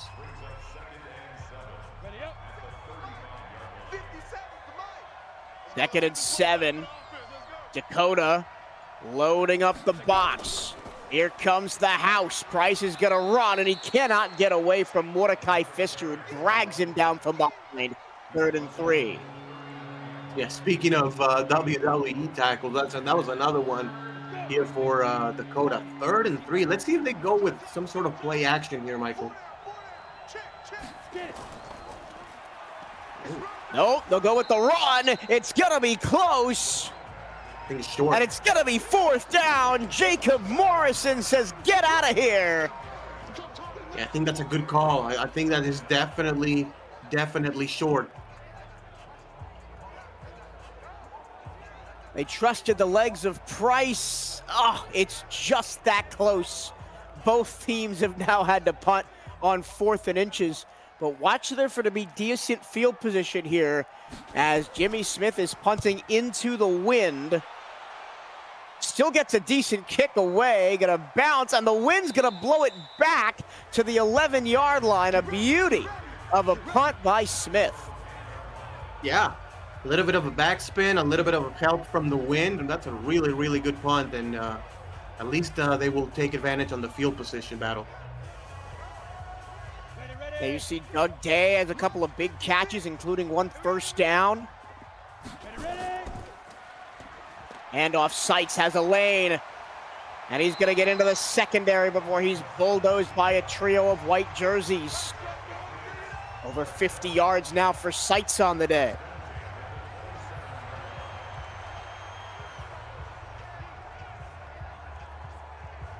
Sykes averaging almost 100 yards per game, 98.3.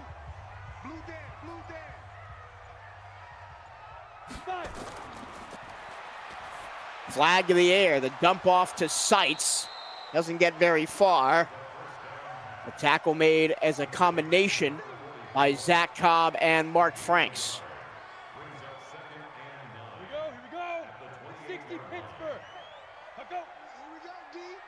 On the near side, that tight end Tyler Atkins is in there, and he didn't get the block off. Blazing game, and Tyler Adams combined off the shot.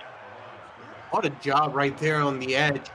I mean, that was a 3 tight end set and 2 tight ends on that side, and it didn't matter. What a great job of getting off the block and making the tackle.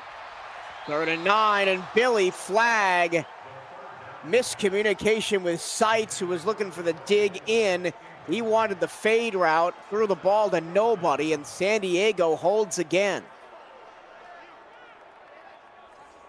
Yeah, I mean, they're just matching drives at this point. You know, if a team gets a stop, the other one does. If a team scores, the other one does. So, a balanced, even game. Slow punt. Remember, with the wind here, it's just going to bounce into the end zone. And San Diego has had a hard time holding on to leads recently. A couple of weeks ago, they lost to Chicago 30-27 after the Dragons scored 14 in the 4th. They had a 3-score lead against Miami before the Pirates almost came back 2 weeks ago. Holdorf going to take off and run, only going to get a couple. Then they were up 28-7 over LA, and they lost that game 42-34. Then last week they were up in the 4th quarter, but they got scored 9 points after. Holdorf, far side, nice catch, and the turn up field for a first down. They got scored 9 points against them by St. Louis as the Rivermen stole that game.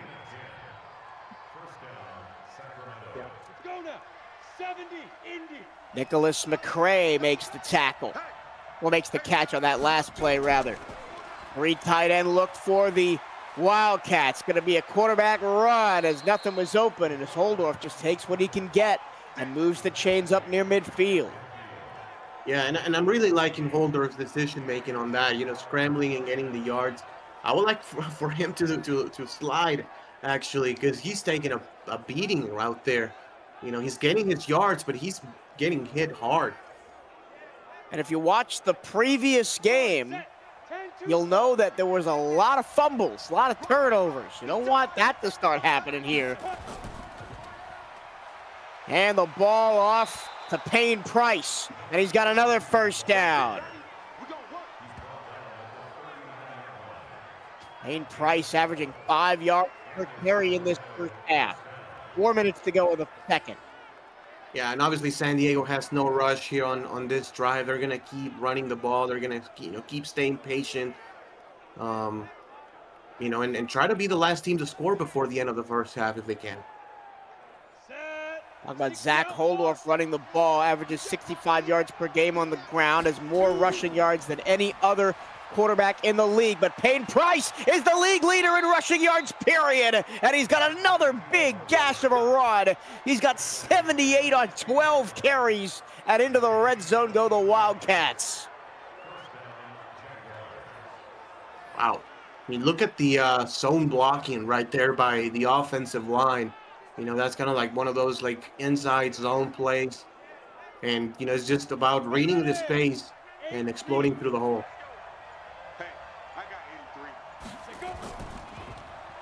Delayed handoff. Price right-hand side. Slips one tackle but can't get out of the warm embrace of Jacob Morrison. Not a ton there. 2nd down and 8. Morrison's 3rd tackle.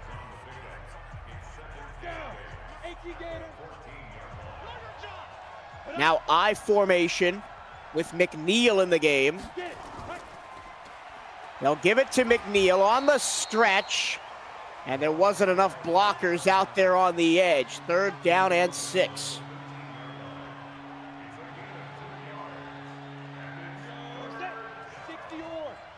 Here we go. Big potential play here for Dakota's defense. 3rd and 6. Got a first down at the 5-yard line. Waldorf going to dump it deep on a screen, and Price gets tripped up as we will go to the 2-minute warning. Well, potentially big half stop here for Dakota, and of course nothing is guaranteed.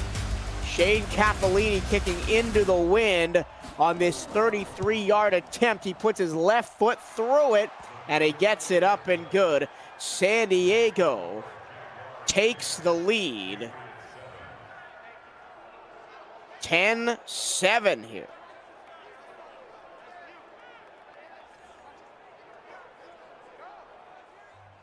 Correction, that was Jimmy Smith.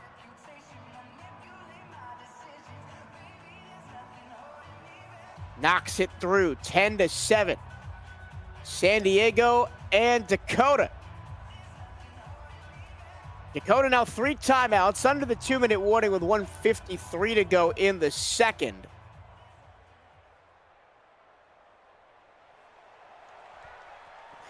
And we're gonna have a special guest appearance from UFL Commissioner Cameron Irvine, who hasn't talked enough today, apparently, as this return has gone up almost to the 35. I haven't done anything today, Torillo, so finally I'm thrust into action. Hopefully Ramos is okay. He'll be back shortly. But what a weathering of the storm that San Diego's had over the last few drives after it looked like Dakota might be firing on all cylinders tonight. But really, I think the most important thing, right, has been the evolution and quickly of this San Diego defense. His flag's going to go to the far side. That pass is going to be dropped. 2nd down and 10. They got bounced around on that first drive, and then ever since then, just hasn't gotten anything to go against the San Diego defense that has stepped up. Flag again, has to escape the pocket, has a blocker out there, doesn't need him, cuts upfield, first down. Big shot from Mark Franks, the linebacker, but moves the chains. First down for Dakota in a couple drives. I like that Flag is relying on his legs. He had a game against Wichita last season where it was windy that night too, and he struggled. Flag is going to pitch this over the middle. And a nice gain right to midfield. Looks like we've got Ramos Lynn back in the booth. Ramos, San Diego comes down, but the field gets in scoring position, but Dakota gets a crucial half stop there. Yes, sir. And now with 1 minute stuff, Dakota's trying to score again. Oh, look for that. That flag takes off into plus territory. Dakota still has all 3 timeouts, clock running, under 50 seconds here. No rush here for the Rhinos. Flag, plenty of time. Gonna take a deep shot. And it's almost intercepted. Oh, that would have been the pick of the season if Carver Clark had gotten his feet down. For 1 second, I thought they were targeting the slot receiver who looked open and almost picked off. 2nd and 10, blitz coming, wide open over the middle. First down for Dakota, Jake Riley, timeout Rhinos. And that was the slot receiver. I think they saw on the previous play that he got open, so they say, you know what, let's go deep again with the slot and see what we can get. Now, you know, Dakota was probably trying to get a field goal before the end of the half to tie the game, and now they have a chance to put 7 on the board. Well, I mean, I would take a couple of shots to the end zone here. You got 2 timeouts, 28 seconds left. Flag against the 4-man rush. Gonna throw across his body. It's caught by Riley again. He ended up coming down inbounds, so Dakota's gonna have to burn a 2nd timeout, and that probably changes the math here a little bit. A little bit. I mean, you know, obviously what works to their benefit is that they're at the 14-yard line, right? So they can even throw the ball middle of the field if they want to. Heck, they can even run the ball if they really want to. 2nd and 3. Seitz is in the backfield. He's going to go out into the pass pattern. Flag's going to escape the territory and bulldoze his way over Franks for a first down. Clock running, 10 seconds left. Dakota does not choose to take a timeout. and it looks like they're going to go and set up for this field goal right at the end of the half. Yeah, they will. I mean, they will, secure the points. Maybe they had a chance to call a timeout before and try a shot at, to the end zone, as you said, take a couple of shots. But, nevertheless, a successful drive here for the Rhinos, and here in the 2-minute drive, getting 3 on the board, obviously field goal pending. A relative chip shot here, 27 yards with the wind, and it is good for A.J. Horn. We got a 10-10 ball game going to the half, and while Cam was filling in, I was talking about the adjustments that San Diego made defensively after that long touchdown drive to open the game for Dakota. What have you seen the Wildcats do adjustment-wise on the defensive side of the ball? Well, yeah, I mean, and I can speak of like both sides. Offensively is running the football and keeping, Dakota's defense honest, because then the deep shots can come in. And defensively for San Diego, it's just covering the gaps. I think is what they've done better of as of late, and what they have to continue to improve on that. Because obviously Flag is still scrambling, and he can damage you with his legs. So it's just discipline for San Diego, and staying patient and letting the game come to them. We're gonna have one play here at the end of the half, and it's gonna be thrown out of bounds by Holdorf. 10-10. Pretty much exactly what you would expect for two of the top rushing teams in the league. Holdorf, 3 out of 7 passing, just 34 yards in the first half. But look at these rushing numbers, 139 to 119. This is old school rugby style football, with a couple of notable exceptions like that one, the completion to Nicholas McCray that set up the San Diego touchdown, as we get ready to start half number 2 here in Sioux Falls, South Dakota. The sun's gone down, the sparrows are in their nests for the evening, and it's all about the Rhinos, as they're looking to do the double over San Diego. Beat them in the playoffs last season, looking to beat them in the regular season here, and with a win go to 6-1, and would be the lone team at the top of the West after Austin lost to Dallas earlier today to drop to 5-2. San Diego will get the ball first to begin the second half. They'll go into the wind in the third. So I was wrong, Ramos. I thought that Dakota was going to have the win for the fourth quarter. They're going to have it for the third here. Yeah, and so they have to take advantage of it, as San Diego will start on offense. I mean, so far this is looking like an Army-Navy game. We've seen more runs from quarterbacks than completed passes. But a good game, a tight game so far.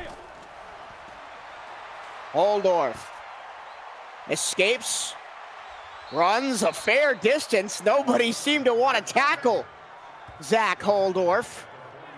Running straight up the middle of the field for a first down. And Dakota has allowed 158 rushing yards so far tonight. Normally on the season, they only allow 74.5 per game. That's number 2 in the league. Yeah, and shout out to the offensive line here as of late for San Diego. They've done a great job. A handoff. Payne Price up to 88 yards and a touchdown. You're right, Ramos. We came into the game talking about the defensive line for Dakota having the most sacks in the league, the offensive line for San Diego giving up some of the fewest sacks in the league. I don't think either team has a sack tonight, and that's because neither quarterback's really sitting in the pocket, as Payne Price is not going to pick up the first down. 3rd and 1 as the Navy wall hangs tough. Yep, and they will have, looks like 2 tight ends and a wing back. Old school football formation. Price, Bister! 4th and 1, Mordecai Bister, shot back in the backfield. What a play. I mean, getting completely unblocked and into the backfield and making the solo tackle. I mean, just helmet to the shoulder pad and bringing him down immediately. No extra yardage for the running back. Punting into the wind, gonna try and coffin corner this one. Jimmy Smith will get it at the 10-yard line. That's not a bad punt. Dakota backed up their deepest starting field position. Let's see what the Rhinos adjusted in the locker room. Just 2 middle linebackers and man coverage across the board. Flag gonna take off and run. He is met and shouldered down.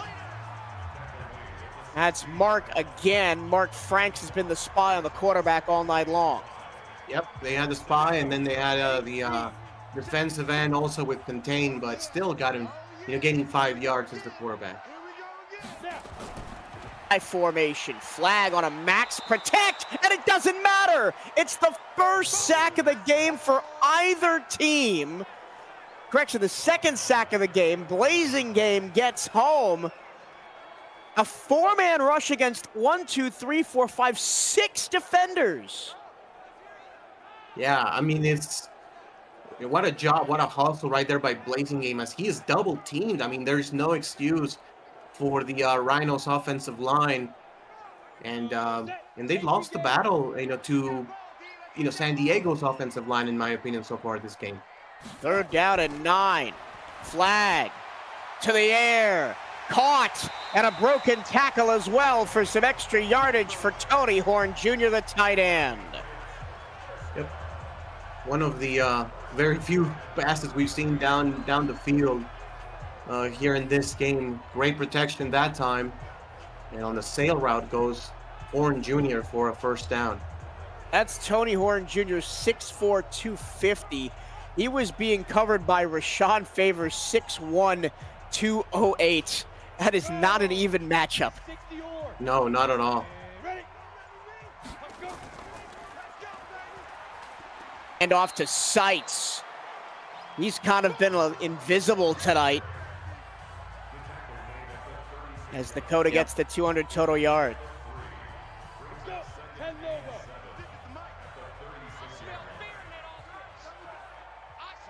Bunch formation. 1 man in motion. Seitz tries to go to the outside, and he's met immediately by the blitzing cornerback, Jordan Elliott. 3rd tackle tonight. Very, very tough tackle to make on the outside. You're the only man there. Seitz running with ahead of steam, but Elliott running even faster than him. Nice wrap-up tackle. What do the coaches always say? Low man wins. Doesn't matter how much bigger you are. If you get position, you can stop anybody. The bubble screen to Seitz on 3rd down goes nowhere in particular, and a hold for San Diego on the defensive side of the field. Yeah, really, really good discipline. Almost batted that one away. But really good job by San Diego, having all the bodies rally to the ball carrier and making the tackle, and the Wildcats get another stop. That's Blazing Game again, having a really nice game tonight. Alton Hardaway also in on the stop. And Dakota looking for some answers offensively here. As punting from his own 20 is Zach Wesley. Again, with the wind, it's a boomer into the end zone. So both teams come up empty on their opening drive, but San Diego seems to have some more momentum as of this moment in time. For everything UFL, you can visit the official website at UFL.football. That's YOUFL.football to claim a player, learn more about the league, catch up on news and features, and dive into leaderboards. A partnership with Sidearm Sports. Not much there for Payne Price. 17 carries already for Price.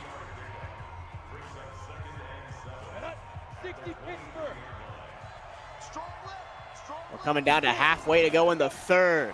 High snap, delayed handoff to Price. He bowls over Malachi Pfister. 3rd down and 3 with the pickup of 5. 3rd down and 3. It looks like Maybe they're going to go another power run on here. power here. Price, no way, Jose, says Nuke rated. Yep. Loss of 1, 3 and out. I mean, not even close. You know, I know the running game has worked well for you in this game, but that is way too conservative, I think, Mike, because, you know, if it was 3rd and 1, sure, but on 3rd and 4, you're just asking way too much. Could be some decent field position for Dakota. The punt from the own 15-yard line, going to be returned from the 25, not a ton on the return. Nice coverage by Connor McCurley. But now the Dakota Rhinos have another chance to break the stalemate here. Yeah, and a lot of space right there over the middle.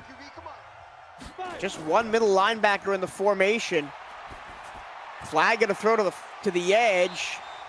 Making the catch is Mike Coco. I believe that's his first catch tonight. Going to be spun down for a gain of 8, and it's his 2nd catch. Good job by the offensive line. Mike Coco, 348 receiving yards, 2nd on the team coming into the game. That pass into the flat, nice slip away from a tackle for Jake Riley. He's going to pick up a 1st down.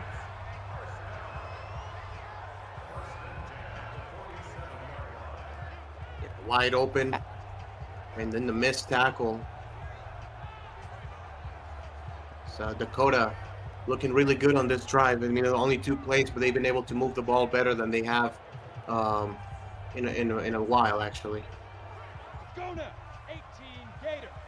Dakota into plus territory, now at the 47.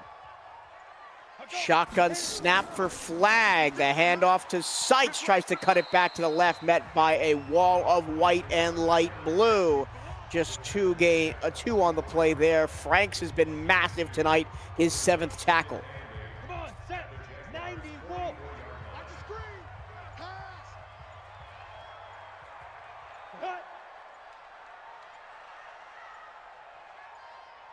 Pass. 2nd and 8. Another handoff on a sweep, and going backwards is Seitz. The San Diego defense has this playbook figured out right now. Yeah, they've been gotten a number of tackles for loss, and that's another one on that play. 2 players right there behind the line of scrimmage making a stop.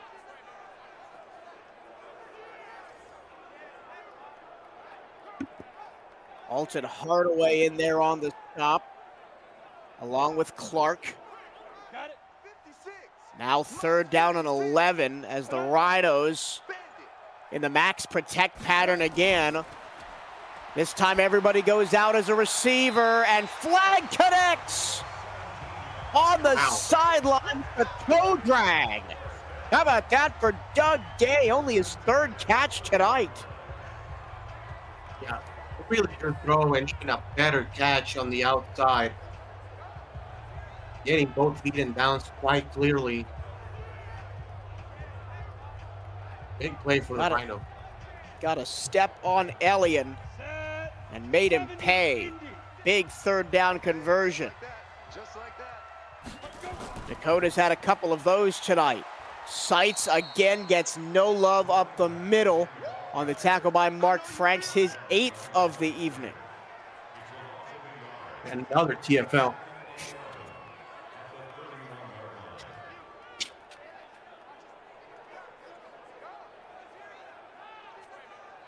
Cameron Irvine keeping us up to date with all the stats and notes we could ever ask for.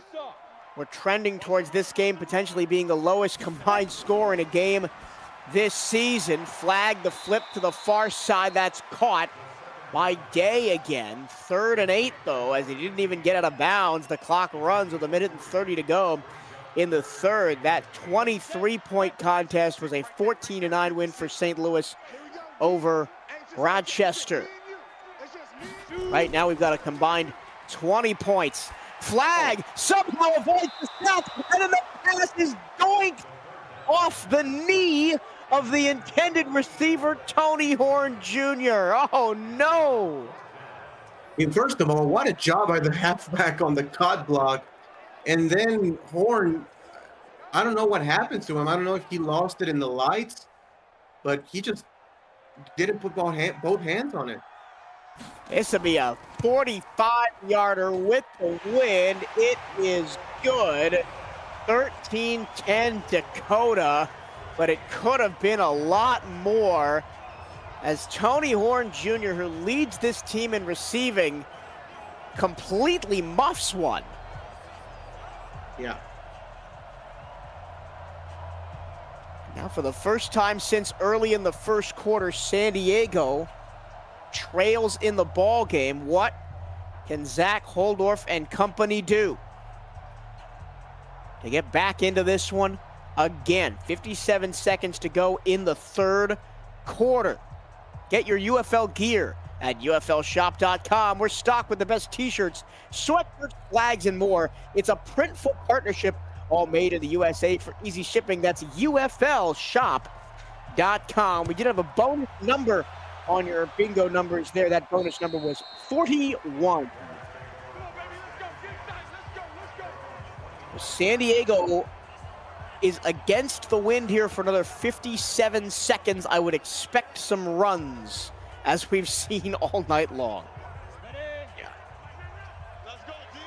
Especially with a light box like that. There's only 3 defensive linemen. They're gonna throw for it. A jumping catch, and spinning out of a tackle is Jacoby Woods. That's an interesting first down choice, but it does net them 8 yards.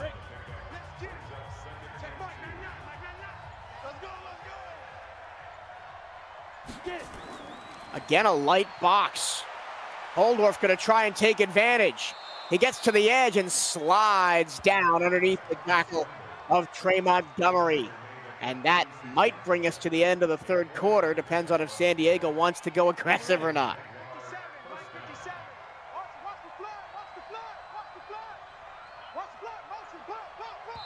That'll be the end of the third quarter. San Diego only has 4 completed passes tonight. They only trail the Rhinos by 3 heading into the final frame. 13-10, Dakota over San Diego here on the Virtual Football Network. Here we go, 1st and 10. Holdorf gonna run, gets away from Pfister, and is met after a 9-yard gain by Morrison. 2nd down and 1. Just expecting for them to run the ball again. They go in the shotgun though. 2nd and 1 into the shotgun. 4 receivers in the pattern. They try to set up the bubble screen, and that was too tight. And it's bobbled and dropped by Price. Now 3rd and 1. Yeah, and I don't hate it on 2nd down. On 3rd though, we'll see. I will run Still in the shotgun.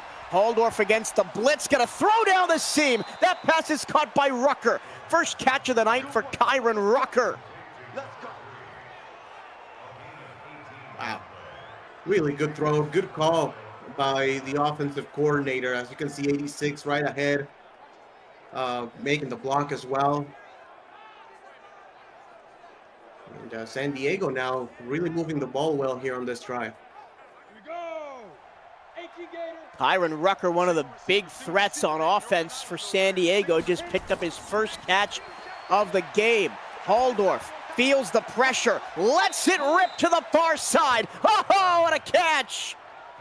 Rucker again, making his presence felt on this drive. And again, Holdorf has a lot of time to throw the ball, and this is what he can do. Really good job on the route as well. Good catch with both feet in bounds, and getting in for a big first down is San Diego. First trip into the red zone for San Diego since their touchdown drive back early in the second quarter. Payne Price, the lone back, he'll stay in the block underneath. The pass is caught. Sir Jefferson's first catch of the game.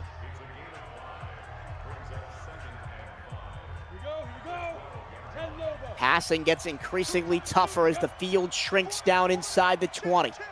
2nd and 5 from the 12. Payne Price nowhere to go. 3 blue jerseys there. First man back was Raiden.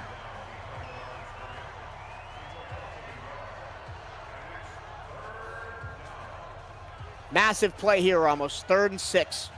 Yeah, big play here in this game. Now, this is what we were talking about the win, Mike. You know, this might be field goal range here for San Diego.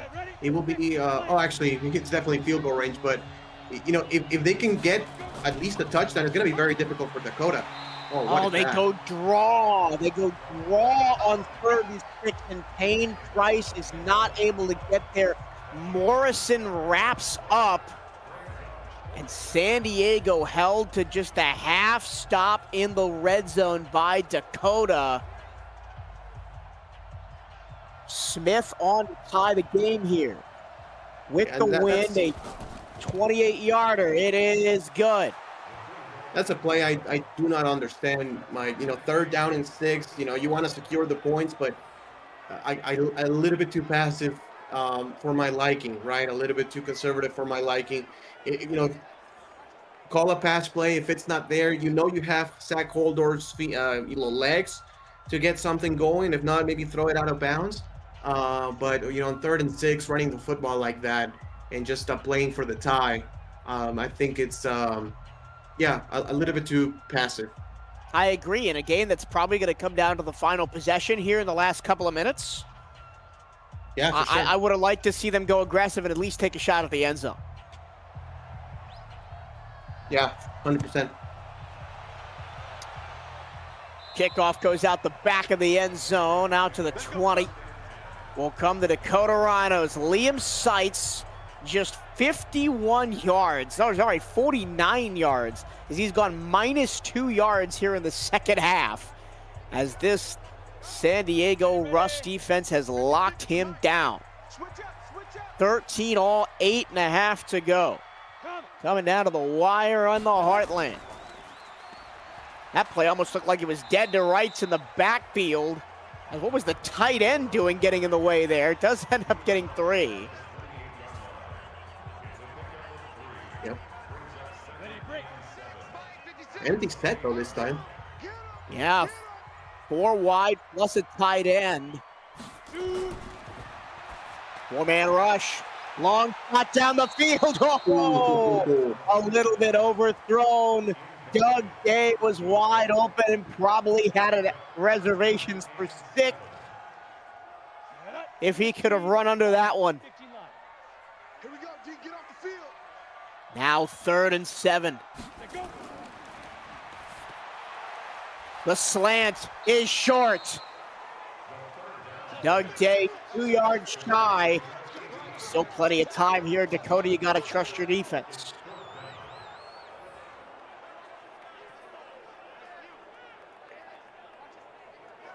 I respect the deep shot on the previous play. And again, it just looks like it's in some cases and in some plays, both offenses really have been a little bit too passive. I mean, that one, you're just expecting the yards after the catch, getting a first down, but still throwing the ball behind the sticks.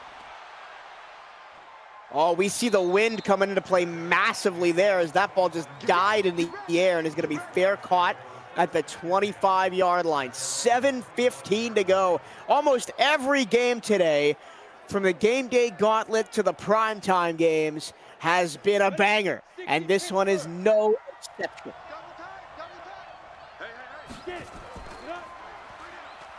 Price didn't get much there. Looked like he had a lane to the inside, got met by Trey Deuce. Yeah, it did look like he had some space. Unable to find the ball.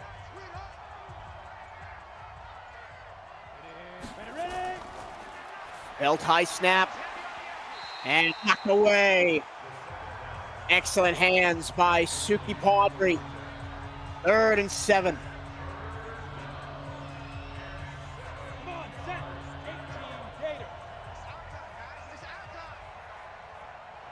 Massive play. Yep. Can San Diego get off the field? Three-man rush. Holdorf stands in the pocket, now escapes. Looking downfield. There's a defender there, and Holdorf spins away from Padre and picks it up. 7th rush for Holdorf in the game, and no one more important than that one. You know, he had a player crossing on a shallow cross and looked to be wide open, and Holdorf instead chooses to wait for a little bit more and bulldozes one of the defenders to get a first down. What an individual play by Holdorf. Look at this formation. Pure football. I formation. Line him up and punch him in the mouth. And Payne Price has a lane to the outside. But the secondary gets there in time, and it's only a 5-yard pickup. Yeah, I mean, speaking about punching in the mouth, nasty stiff arm right there. And San Diego is in a great situation here with 5.5 minutes to go here in the game. Got to keep moving those chains. Great block, but it's not enough. The pulling guard got the block on the outside, but Payne Price didn't have anywhere to go. It's a loss of 3 and sets up a 3rd down and 8. Second straight 3rd and long coming up here for the Wildcat. Yeah, the Dakota just sent too many men to the backfield. So that was a really good block, but not enough to get past the line of scrimmage. Now a big 3rd down and 8. 3rd and 8. 4-man rush. Holdorf rolls right, cuts it upfield to the numbers. He's got space to the 50, inside the 40, before he's finally crunched down by Rick Coon. Oh my goodness, Zach Holdorf trusting his legs again on 3rd and long. Yeah, and Dakota unable again to put any containment, on the edge. They have to understand Holdorf is scrambling to the outside, but unable to put any man right there, and they paid the price on that one. And this is the difference between the defensive systems between San Diego and Dakota. San Diego has consistently had a linebacker spy the quarterback all night, whereas Dakota's playing man coverage. That time a handoff up the middle. Doesn't go much of anywhere. That was McNeil again, 2nd and 8. But to finish my point, right, the San Diego has the spy on Billy Flagg the whole time, whereas Dakota's playing man-on-man coverage in the secondary, which leaves the seams wide open for a quarterback run. Price, up the seam, dragged back by Will Edwards, but not before he picks up another 1st down. And the offensive line has been the star of the game so far, in my opinion, for San Diego, but especially here in the second half, they've been absolutely awesome. Holdorf up to 105 rushing yards tonight, looking to break his own record of 116 yards against Chicago 2 weeks ago. Delayed handoff, Price into a wall of fisters.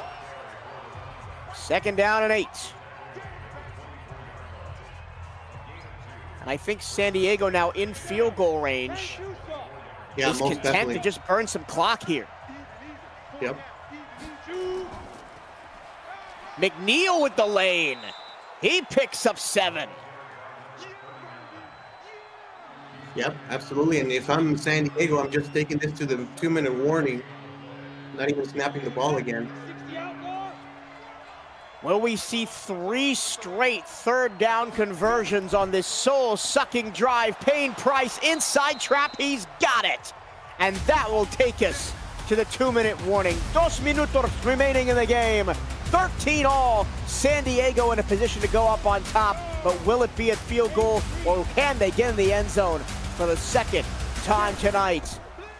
I formation. Price follows the fullback, and he's in. Touchdown, Wildcats. Yeah, and what a job again by the O-line and the fullback, by everybody. I mean, completely untouched to the end zone goes San Diego. And, the silver lining for Dakota is that they still have about 1 minute and 50 seconds left to try to tie this game up. Smith on for the point after. Snap, hold, kick, got it. It is a set point. San Diego lead, 1:57 to go.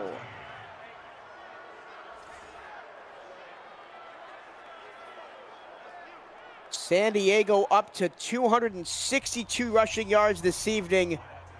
Second most rushing yards by a team in a game this season, falling shy of their own mark of 296 against Miami back on the 19th of April in a 39-31 win. But, Ramos, what has been the through line for San Diego this season?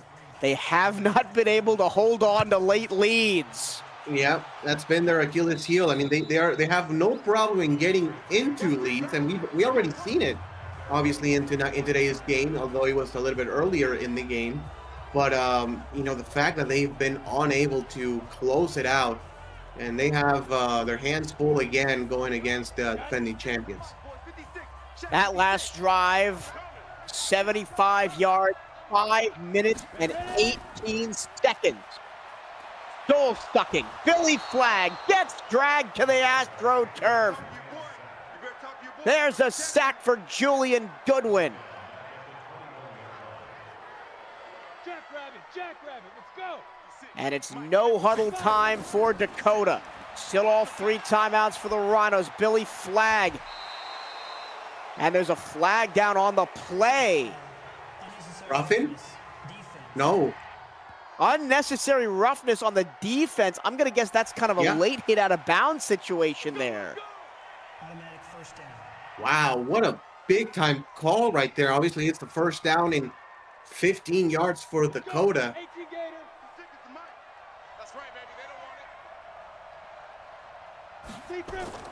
San Diego top 5 in the league in penalties called on them. Billy Flagg takes off. Pinballing off of defenders, 11 yards, a first down. Just shy of the first. Hey, let's go, get set. I'm sorry, how is that not a first down? The ball was spotted no in front line. Flagg's gonna pick that one up. Change directions in the middle of the field. Get past the 40 and get past the 35. Billy Flagg taking a cue from Holdorf's book and doing it all himself. Yep. And also Dakota not calling any timeouts just yet. Rhinos need a touchdown to keep this one going. Here comes the late blitz. Flagg feels it, runs away, and still gets hit. Yeah, 2-yard 40 loss. I would have seconds called a left. timeout right there. I know, still no timeouts. Yo, Rocky, come on. 30 seconds. Flagg. Deep strike overthrown. That's the second time we've seen that tonight. 3rd and 12. Here we go. 60 or. And what to do. 26 seconds. Flagg, rusher coming free off the edge. Flagg throws it deep. It is knocked away. Oh, that was so close. I thought Renard Nix had it. Yep. Me too. I think that just floated a little bit too much for Flagg. You know, it has to be a bullet to the sideline, and that just floated and gave the safety a chance to get back on the play and make the pass deflection, and this is the game. Carver Clark with a potential game-saving pass defense. 4th and ball game. Got to get to the 20-yard line. Flagg waiting, throwing, one-on-one coverage, touchdown, Dakota, 4th and 12. A miracle for Nick. A miracle for Nick. Radar Nick. Touchdown, Rhinos! Wow, what a play. Just getting mossed is the corner. He was in decent position. He's right there. I mean, there is no chance this gets caught, and pinning it to its shoulder pad for the touchdown. And again, we talked about it, Mike, the inability for San Diego to hold into leads is just staggering this year.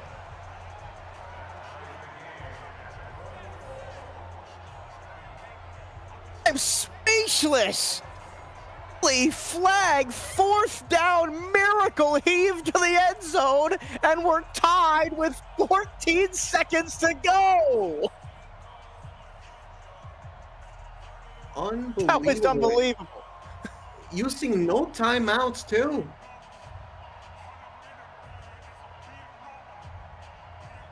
It looks now, for all the world, like we're headed to overtime.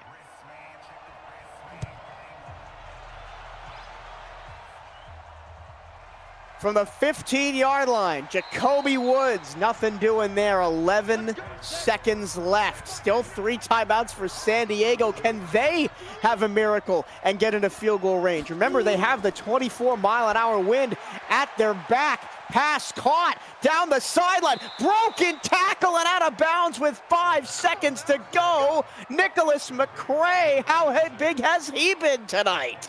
And they're at the 40, and with the wind on their side, Mike, it's a 57-yard field goal. This is not impossible. We saw a team last week, I believe it might have been San Diego, try and kick from 65 with the wind. They came up well short. This is Jimmy Smith. 57 for the game. Oh, he shanked it. He shanked it bad, and we're going to overtime. Well, that was anticlimactic. It was, but hey, that one, man, I think he has the leg normally. He just kind of whipped on that one. This will be the first game to go to the extra period for Dakota this season. 0's on the clock. Billy Flag gonna take off, and we're going to extra time.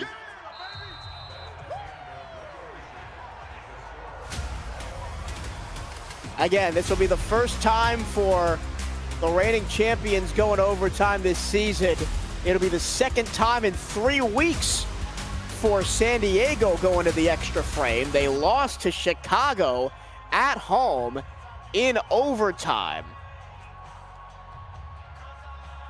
after the Dragons came back to score 14 in the 4th to force overtime.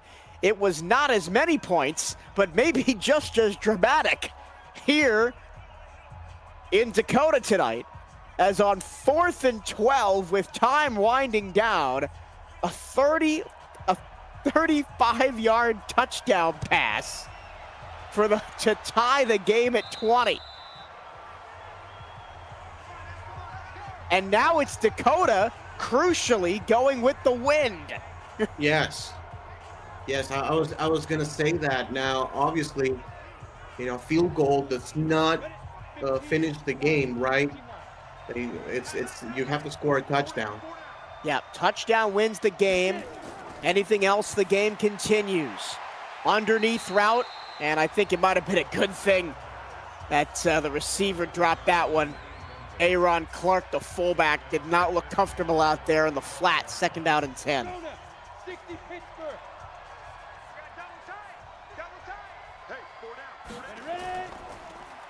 They're gonna try and lean on Payne Price. Ooh. He stumbles out of the backfield and gets hammered by Will Edwards, 3rd and 9.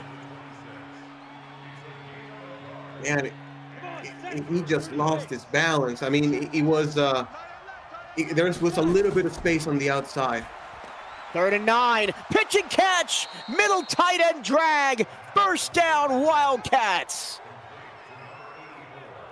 What a catch, what a play. These two quarterbacks, I mean, again, they haven't thrown for a lot of completions and yards, but when it has mattered here as of late, they've been able to deliver, both of them. First catch of the game for R.E. Mills. Set, 18, Gator. And it's a big one. We got 4. First down at the 40. Twins set. One of the tight ends, Mills, stays into block. It doesn't matter. Payne Price put in the ground by Nuke Raiden. 4th tackle of the game for him. 2nd down and 8. It's funny, Ramos, as this game has gone on, the running backs have played less and less of a part, and it's more just a QB duel, both with the arms and legs. Here's a fake handoff, play action throw to absolutely no one down the field, and it's 3rd and long again. And that was the play to make, though, for Holdorf. He had it wide open and just completely overthrew him. 3rd and 8. They've already converted this once. Holdorf tries to run up the middle, breaks a tackle and picks it up into Dakota territory at the 44. How does he keep doing this Houdini act over and over again? Yeah, and Dakota needs to put more men on him, but even with the men that they have, they're unable to bring him to the ground. Right there, Pfister has a chance to make the tackle, and is unable to do so, and then it's just wide open space. Zach Holdorf has now broken his own record for most rushing yards in a game by a quarterback this season. He's got 119 on the ground and counting. San Diego continues the drive. Payne Price, met by Pfister, drags him forward for 2 yards. 31 carries now for Price, one shy of tying his own record of 32 2 weeks ago against Miami. That game also went to overtime. Price now sidecar right of Holdorf, who's in the gun. 2nd and 8. 9 minutes to go in overtime. Here comes the blitz. The pass in the flat to the tight end, Ari Mills, will go for a couple, but it was covered well. 3rd down and 6. It's been 2 big 3rd and long conversions for San Diego. Can they make it a hat trick? What a big time play here. 3rd and 6. Just 3 down linemen for Dakota. They'll rush a 4th off the edge. Holdorf sitting in the pocket. Holdorf throws it to the sideline and out of bounds.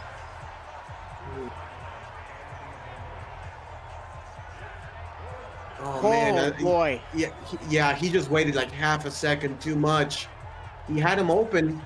It was a tough throw to make, but he had him open, and now yeah, San Diego has to punt. They're against the wind, and yeah, 4th and 6, you have to punt. Gonna try and trust their defense. That may be the shortest punt I've seen this season. It goes straight up in the air, bounces around, hits the helmet of the punter, Jimmy Smith, who was down there to cover it. Oh my. We've seen it all tonight. Yeah, it's been an unbelievable game. Billy Flagg, the backdoor pass, goes for about 7 to Tony Horn Jr., whose muffed catch could have won Dakota the game in regulation.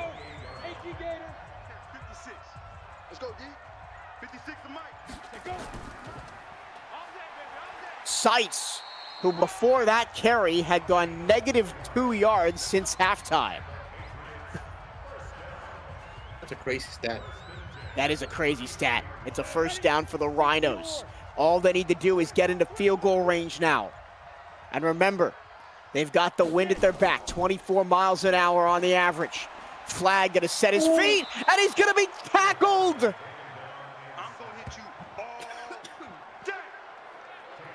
Oh, Wow. Hardaway. And again, it's a situation where they have 6 blockers against 4 defenders, and still somebody gets in the backfield and gets the sack. Alton Hardaway just unblocked off the edge. 2nd down and 19. You can barely see the line to gain to the top left corner of the screen. They're going to run the ball, and Seitz gets nada. Franks again. Wow. And we'll see how they play this, Mike. I mean, they're going to go empty, so they're going to be aggressive. I was going to say maybe they're going to try to run, get some field position, punt. 3rd and 19. Long pass. Open receiver. Doug Day. No way, Doug Day. We've seen the 4th and 12. Now we've seen the 3rd and 19. That is just inexcusable for San Diego, Mike. I mean, the defensive back, it looks like he slips or trips on the play, but how does he not have any safety help? Now approaching field goal range. Flag wants to end the game right now. Man open, touchdown! Mike Yoko! Walk-off touchdown in overtime! And the Rhinos win the game 26-20! Same exact situation. No safety help over the top. Beats Diggs, and Coco is in for a touchdown, and you just have to feel for San Diego, Mike. You just have to. I mean, they had the lead. They had the game on their hands.